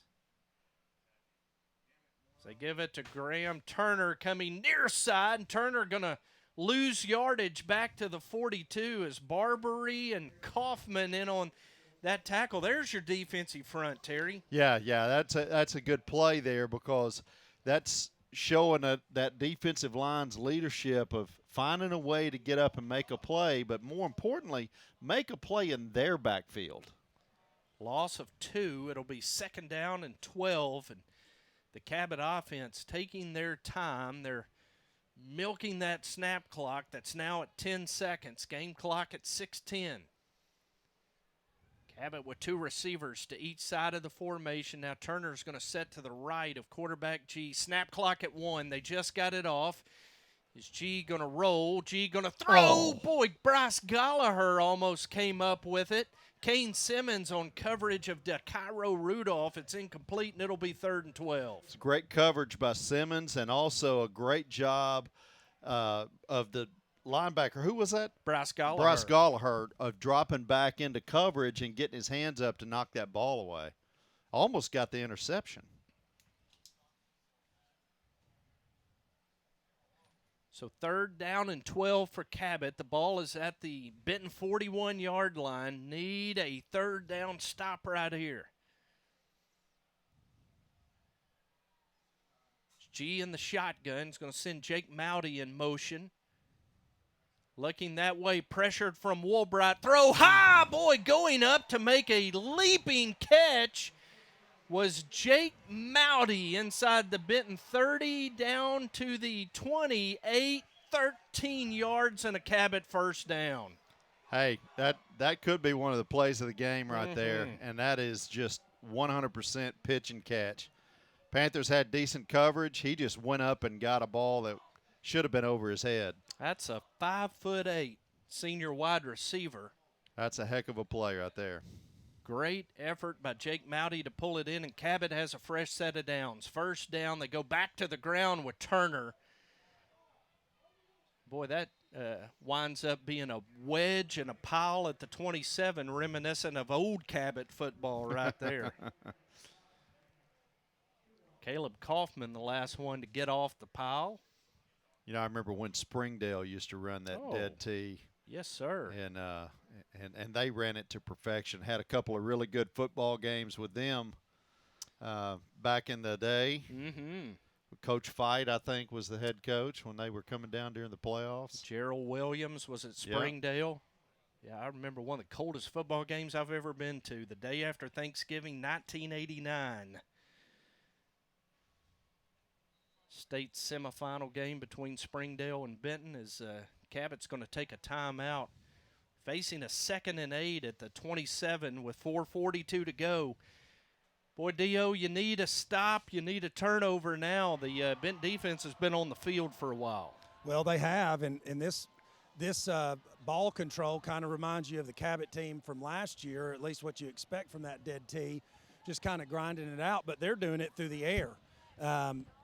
Now, if we can get the ball back, let's talk a little bit about our strategy on offense, because we went away that last series. We went away with what had worked when we came back into the second half and towards the end of the first half, which was that quick game. Now, I know Cabot modified their defense a little bit. They started walking their cornerbacks up, but we quit trying to run it on the edge, and I'm not sure why we did that with, 8-9 minutes left in the game. So I think we're going to get a stop here. Our defense is kind of settled in, like you said. We just got to prevent the big play at this point. Keep everything underneath us. 2nd down and 8, Cabot at the Benton 27-yard line with 4:42 to go. Cabot with 2 timeouts remaining, Benton with 1. Oh. And now Benton, very anxious, jumps off sides as Cabot, with a hard count, going to pick up 5 free yards and make it 2nd down and 3. Well, that's tough. That's tough. When game's on the line, you can't be making mental mistakes like that. 2nd down and 3 following the offsides. Need this defensive line to step up and make a big play in the backfield. Cabot going to go back to the I formation. They have Hemphill at tight end. They move their tight end Morrow to fullback. Send Jay in motion. Just going to give it to Turner running off left tackle. He ran into a wall, broke it back to the right. And Turner is going to be all the way down to the Benton 5-yard line. It's going to be 1st down and goal, Cabot. That's a good job by Turner. Ran into his left guard and then just stopped and then broke to the right and found some open space. If you don't stay planted, he'll make you miss. And he did make one guy miss and got himself another 7 yards out of it. 1st down and goal, Cabot. So they're going to stay with the I, tight end right. Fullback going to lead Turner to the right. The Benton defense is going to stuff him at the 4-yard line. A gain of 1, it'll be 2nd and goal. But, boy, that allows Cabot, D.O., to just continue to milk that clock. Yeah, I mean, it's a smart move. That's what you should do when you've got a 2-point lead. Why put the ball in the air at this point? Keep it on the ground and try to get it. You've also got a field goal kicker, but that doesn't really help you. It just prevents us from being able to kick a field goal, although I don't know that we trust that after 2 misses already. 2nd down and goal, Cabot at the 4-yard line. G under center. Fakes to Turner. G throws, and boy, Panthers had Woolbright and Burnham there. They tried to throw it to Hemphill, and there were Benton defenders all over it, Terry. It's incomplete. Speaking of Hey, guys, I got to bring this up. Yeah. This reminds me of a Scott Reed coach team from 2014. Yes. That is exactly what I was about to say. Where a certain safety, Stone Paul, intercepted the ball and took it 100 yards with a caravan of Benton Panthers around him. I knew Terry was thinking the same thing. I wanted to jump in and steal your thunder. Hey, that's quite all right, as long as it would lead to another call like that. The long memory of Stone Cold Stone Paul. 3rd down and goal. They give it to Turner, and Turner's going to score. Touchdown, Graham Turner, as they ran to the right. And that's an 8-point Cabot lead with 3:30 to go at 36-28. Well, it was a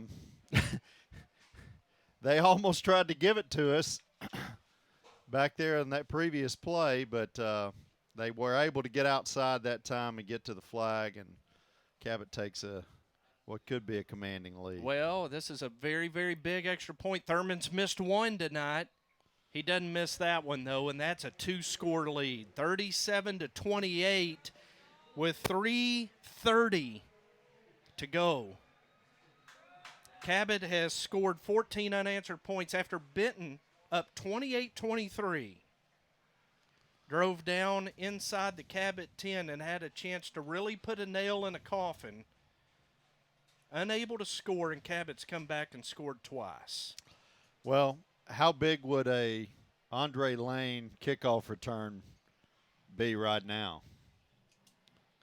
That was a 14-play, 65-yard drive that took 5 minutes and 23 seconds. Amazing.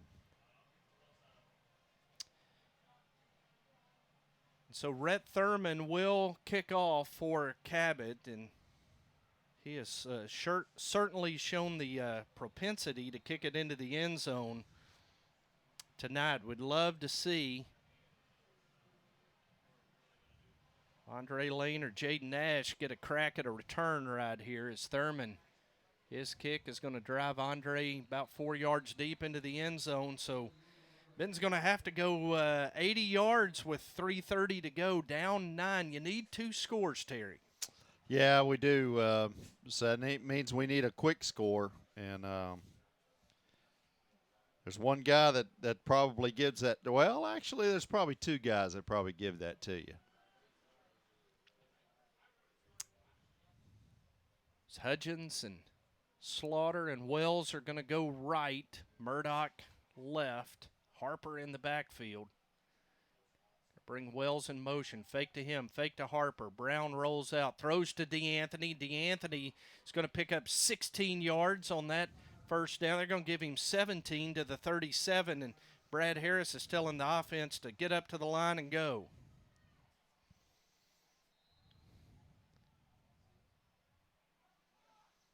Looks like Braxton Slaughter's cramping up. Going to bring Andre Lane back in place of Slaughter. First down and 10. It's a low snap. Brown retrieves it. Brown looking. Brown throwing. That ball going to be intercepted.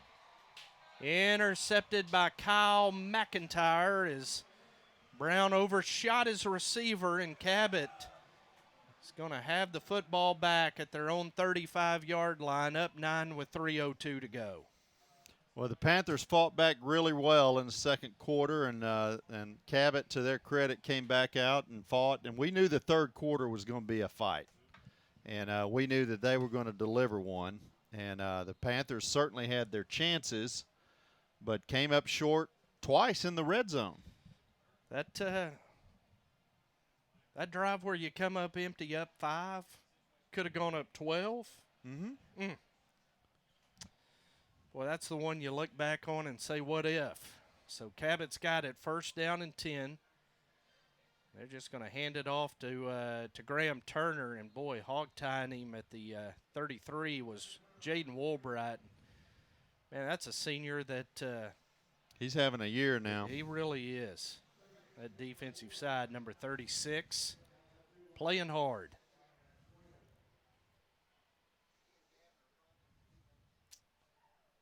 Second down and 12. And with only one timeout remaining, Cabot just smartly milking the clock down under 2.5 minutes to go.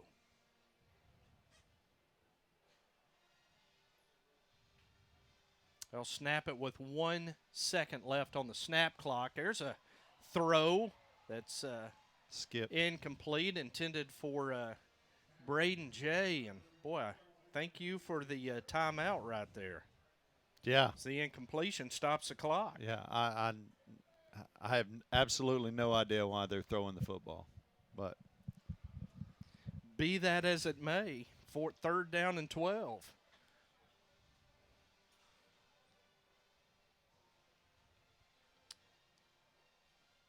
Cabot players look at their wristband after the play's called in.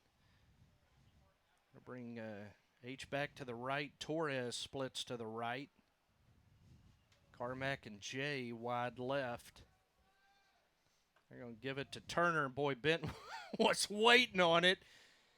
Caleb Kaufman, Jaden Woolbright as well, and that's when you use your timeout very smartly, as it'll be 4th down and 15, and Cabot will send the punt team on with 2:07. Boy, you get the stop, you're going to get the football back right here. Yeah, I mean, and that all is brought on by the fact that you threw an incomplete pass, which it gave us the opportunity to have some clock. Terry, I think the word you're looking for is inexplicable. Throwing a pass when you're up 9 is inexplicable. I have no idea why he would do that.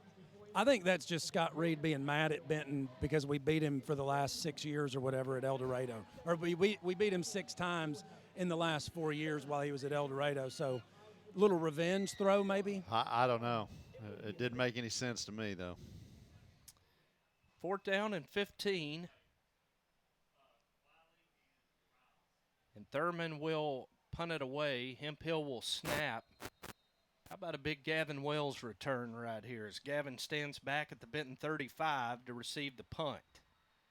Thurman, high, wobbly punt that's going to hit at the 40 and bounce straight up in the air. Now takes a short Cabot roll. And the referee has to down it as Cabot smartly letting the clock tick. So Benton has it at their own 36-yard line. In a minute 55, you're out of timeouts and down 9. Well, I'm going to bet on a double pass right here. Okay. What's the bet? Well, I don't know. What do you want to bet, Terry? Matt Johnson has a suggestion.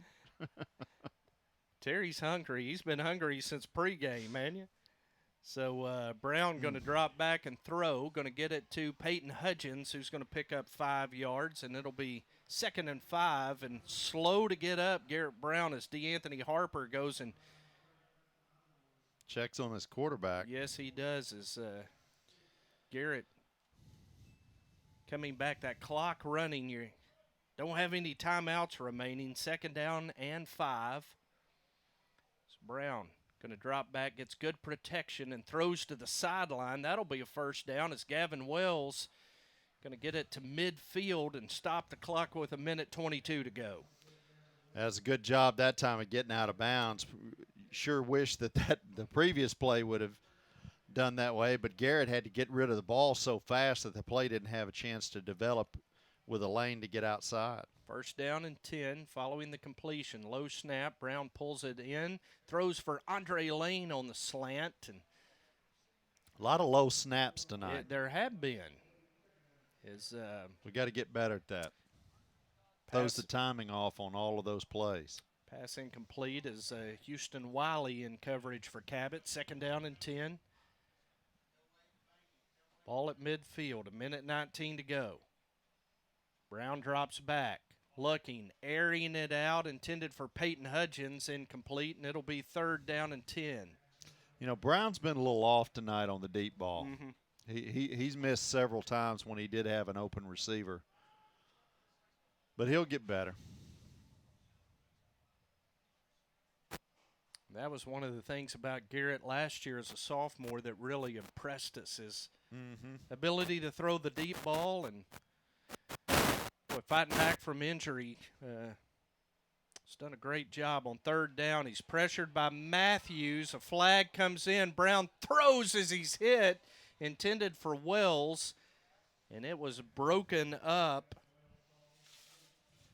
that time by Carson Attaway. And once again, Garrett Brown slow to get up, and a marker lies back at the 43.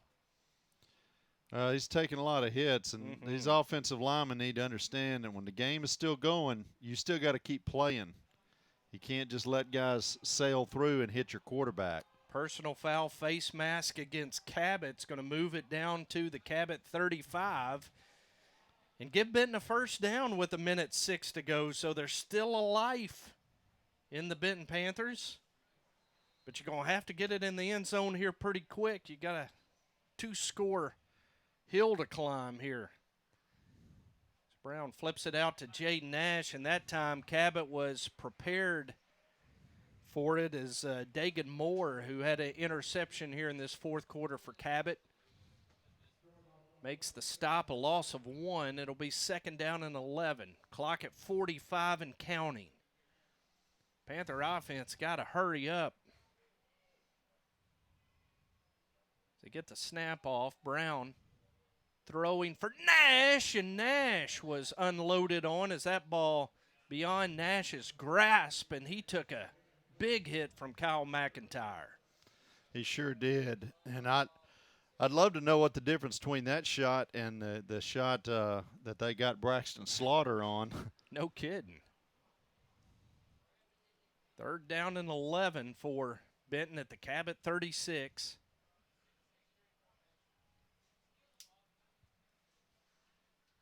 The empty backfield. Brown pump fakes to Harper. Now throw back to Peyton Hudgens. And Hudgens is breaking tackles. Peyton with a 1st down and more. Peyton inside the 10. He's going to go out of bounds at the 8-yard line.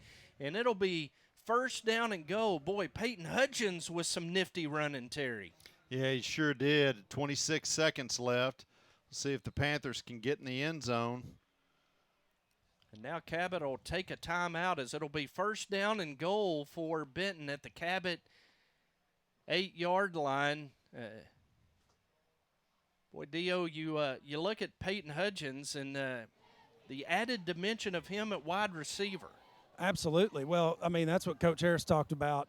I can't remember if it was during the coach's interview or before, but he's a guy that he can find that little seam and he just bursts through it. He's so quick and so good at getting separation. That was the word that Coach Harris used. He's the best player on the team as far as getting separation, which is exactly what you want to see on that little screen play right there, because just get the ball in his hands, he's going to find a little seam and he'll make something out of nothing. He's a lot like Gavin Wells. The two of them are pretty dangerous. If you can figure out how to get the ball to him, on different sides of the field, you can really make a defense have to work for it. So first down and goal, Benton at the Cabot 8-yard line. 26 seconds to go. Cabot leads at 37-28. Benton out of timeouts. First down. Brown takes a snap, looking left. Now pressured. He is sacked. He's separated from the football, and Hayden Matthews comes up for it for Cabot, and that is going to do it as Benton. Boy, the red zone percentage tonight, Terry, not what you're looking for, is once again Benton inside the 10-yard line, and they come up empty. Well, that's disappointing. The Panthers have played really hard, and they fought their way back from a 2-touchdown deficit, and you're kind of hopeful that they'd get in the end zone right there and at least make it interesting the last 20 seconds of the game. And Cabot just did a good job of shutting that down, and it was a great football game by both teams. Cabot going to kneel it out, and that will do it. The Cabot Panthers don't have to snap it again.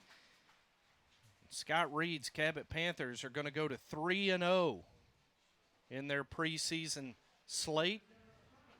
37-28, Cabot wins it tonight over Benton. We'll take a break and come back with the Brent Houston for Circuit Judge Panther postgame show tonight here from Cabot on 106.7 The Ride and the Benton Football Network.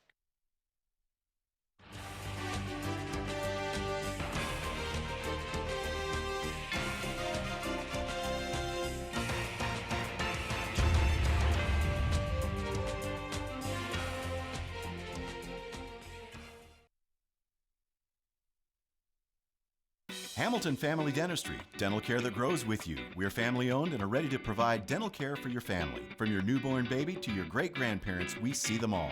Give us a call at 653-2422 or come visit us at 2422 Spring Hill Road. Jones Heating and Air, located at 520 Edison Avenue in Benton, specializes in residential, commercial, and new construction HVAC systems and offers 24-hour service. Jones is a proud supporter of Benton Panther Athletics, the Saline County Boys and Girls Club, and youth sports at Benton's Riverside Park. Find out more at jonesheatingandair.com or call 501-778-3324. It's Friday, so Panther fans are thinking about our friends over at Riverside Grocery. Everyone knows about their catering that's good as grandma's, but their breakfast and lunch are becoming a Saline County tradition. Deer season's just around the corner, and Riverside's also your headquarters for feed and game processing. So whether you're gassing up or grabbing those essential tailgating supplies, Riverside Grocery has everything you need. Drop by Riverside and start your weekend right. Saline County is one of the fastest growing areas in the entire country. The state's best schools, thriving businesses, family-friendly communities, and the great outdoors combine to make our home both exceptional and uniquely local. At Saline Health System, we deliver care that's as extraordinary as our home. With the most advanced technology and a team of doctors and nurses who know you by name, we're here to provide the care you deserve. Because around here, local is always extraordinary. We're into the Brent Houston Panther post-game show tonight on 106.7 The Ride and the Benton Football Network. The Benton Panthers lose a heartbreaker to Cabot, 37-28, as the band has just played the alma mater, and the Benton Panthers saluted their fans for their support here tonight in Cabot. We'll have the ACDI Panther offensive and defensive MVPs momentarily, but boy, Terry, you're going to look back on this one. You had a 28-23 second half lead. You were inside the 10-yard line and couldn't convert, and then Cabot was able to make you pay. And Cabot's going to walk out of here tonight with a 9-point lead, win. Well, Cabot's a good football team. We knew that coming in, and we knew that we had a chance to win if we played well. And I thought we played probably our best game of the year tonight. And certainly the second quarter of this game was the best quarter that we've played all season long. And so I think there's a lot of things out of this game that you can build on and be ready for conference play, because at the end of the day, my son and I were talking about this the other night, at the end of the day, these first 3 games, you want to win them, but they really don't mean anything. Don't mean anything. And all they are is a means to an end, which is the conference play. And so the real season starts next weekend against Russellville for homecoming and 6A West play. How about Peyton Hudgens tonight? 7 catches for 141 yards. That's big. I'm going to tell you the biggest stat, though, is as we get the final stats, Benton 3 of 6 in the red zone. Yeah. That's a difference in the ball game right there. It is. There's your ball game. You get inside the 20, you got to score. And Benton only able to do so 3 of 6 times tonight. As we look at individual stats as Brad Harris continues to meet with his team, DeAnthony Harper, 17 carries for 90 yards tonight. Gavin Wells had 5 carries for 21 yards. Garrett Brown was 22 of 44 throwing the football for 345 yards and had 2 interceptions. Peyton Hudgens led the team in receptions, 7 catches, 141 yards. Gavin Wells, 7 catches, 69 yards. And he had 3 touchdowns. Braden Murdoch, 3 catches, 42 yards. Braxton Slaughter, 2 catches, 76 yards. A big touchdown reception in that first half. Braxton unable to haul in any passes in the second half. Montario Mack and Dylan Burnham both with interceptions for Benton. Let's go down to D.O. with Brad Harris. Coach Harris, a little bit of a different post-game speech from the Arkadelphia game. Team fought hard tonight, played. You saw some good things, right. I know. Let's talk about that first. Talk about what you saw that you liked. Man, I'll tell you, Dio, I think we played more physical this game than we have all year, and that's what we've talked to them about. We thought we was playing soft the first 2 games, you know, and I think that we played more physical defensively on special teams. We did some good stuff offensively. We still got to get better up front on offensive line, more physical up there. But as an overall, I thought our physicality was much better on the defensive side of the football. Now, we still got to keep from busting the big play. Number 3 is a really good player, man. I'm telling you what, he's a really good player, and their quarterback does a good job getting it to him. But, you know, there's some good stuff that happened tonight. We just got to build off of that, and we can't feel sorry for ourselves because we got conference play starting next week. You know, but there's some good things that happened. You know, I saw some guys compete on offense. You know, Gavin right here, okay, Peyton Hudgens. You know, I thought DeAnthony ran the ball tougher than he's ran it the first 2 games. Garrett Brown stood in there, took some shots. You know, we got to give him make a few more decisions, a little bit better, but he's going to be good for us. You know, we like that. Braden Murdoch had a couple big catches. Braxton Slaughter. You know, so we made some good plays offensively. You know, we just got to come through. Absolutely. Well, conference play starts. That's when it all matters. So have a good week of practice, Coach. Good game.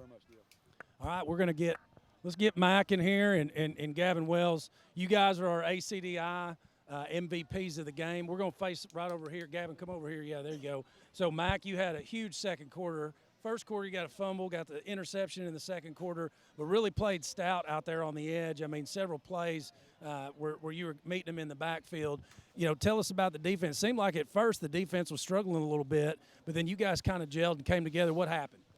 I believe that we could have executed more, you know, but at the second quarter we had some times that we was unfocused, but, you know, at the end of the day, we came together and we played good. tried. Well, you did try, and you played good. That was probably one of the better defensive performances you guys have had. I know the scoreboard didn't feel like it, but there were some good things happening. They've got a really good quarterback and really good receiver. So congratulations on ACDI Defensive MVP of the game. Let's talk to Gavin Wells. This second week in a row, Gavin, you've been our, well, not week in a row. We had an off week, but offensive MVP. I know it's a tough game. I know you don't like losing. You're one of the most competitive guys I know, but we saw some really good things, some big drives. Tell us about what you saw out of your teammates tonight. I thought that we brought a lot of energy. Like, it wasn't that we weren't here to play. We all showed up to play. We just weren't executing. You know, at times we weren't executing the plays, and we weren't moving the ball. Or same with the defense. They brought energy, but sometimes they weren't where they were supposed to be. So scores 30-20 or whatever it was, 30-28, 37-28, even worse. Well, you played a great game. Congratulations on being the ACDI. It don't even matter. We start conference next week, so if we get rolling next week, we'll be all right. There you go. You heard it from the man himself. Good game, Gavin. Conference starts next week. That's really when it matters. Coach Harris, during the post-game speech to his team, told them, hey, we just had 3 practice games. Don't feel sorry for yourself. Let's show up with a good attitude Monday. This is on us. This is not on you.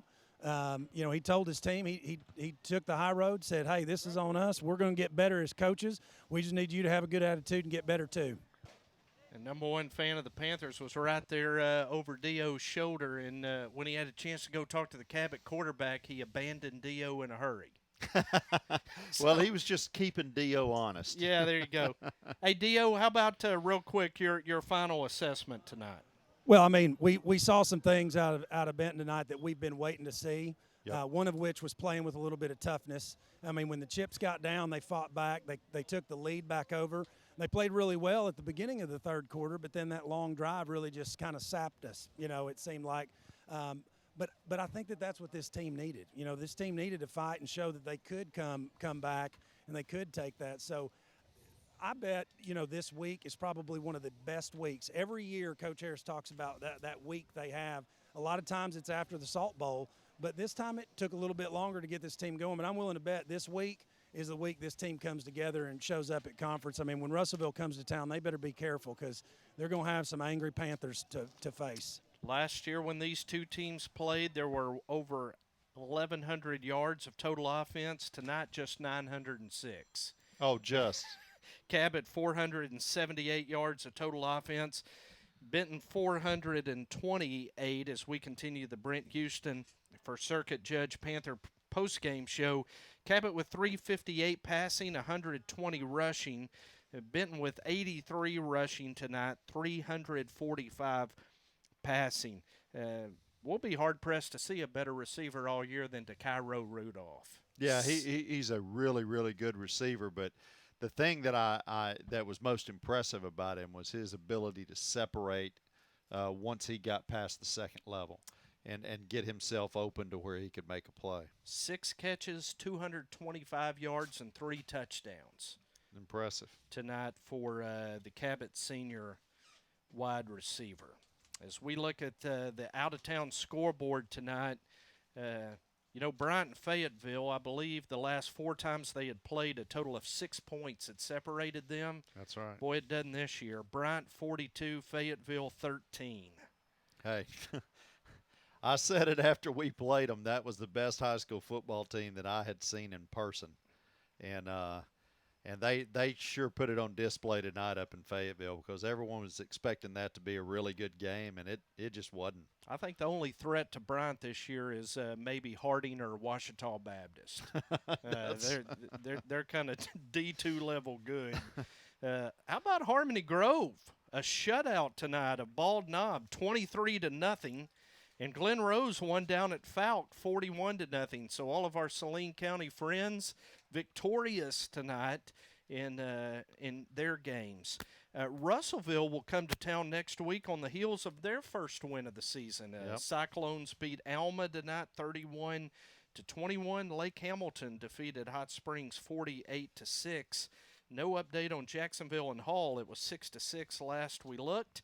And Greenwood was leading Sand Springs, Oklahoma, 36-7 at halftime. So Terry will be back home next week, and it will be homecoming and need a big crowd to get behind an improving Benton Panther football team. Absolutely, we need a big crowd, and this Panther team is getting better, and that's the thing that every season you hear coaches talk about. Well, we're getting better. Well, getting better is the sign that all of the things that maybe you see early in the season that frustrate you are only temporary. And I think this Panther team is getting better. You saw them play much more physical tonight than they played, especially the phantom call down there where Braxton Slaughter turned and blocked for his teammate and put a really good lick on the defender. And that was an offensive player playing on a defensive player. And the defense playing as strong as they did tonight, they blew some coverages, yes, but they also made some big stops when they had to.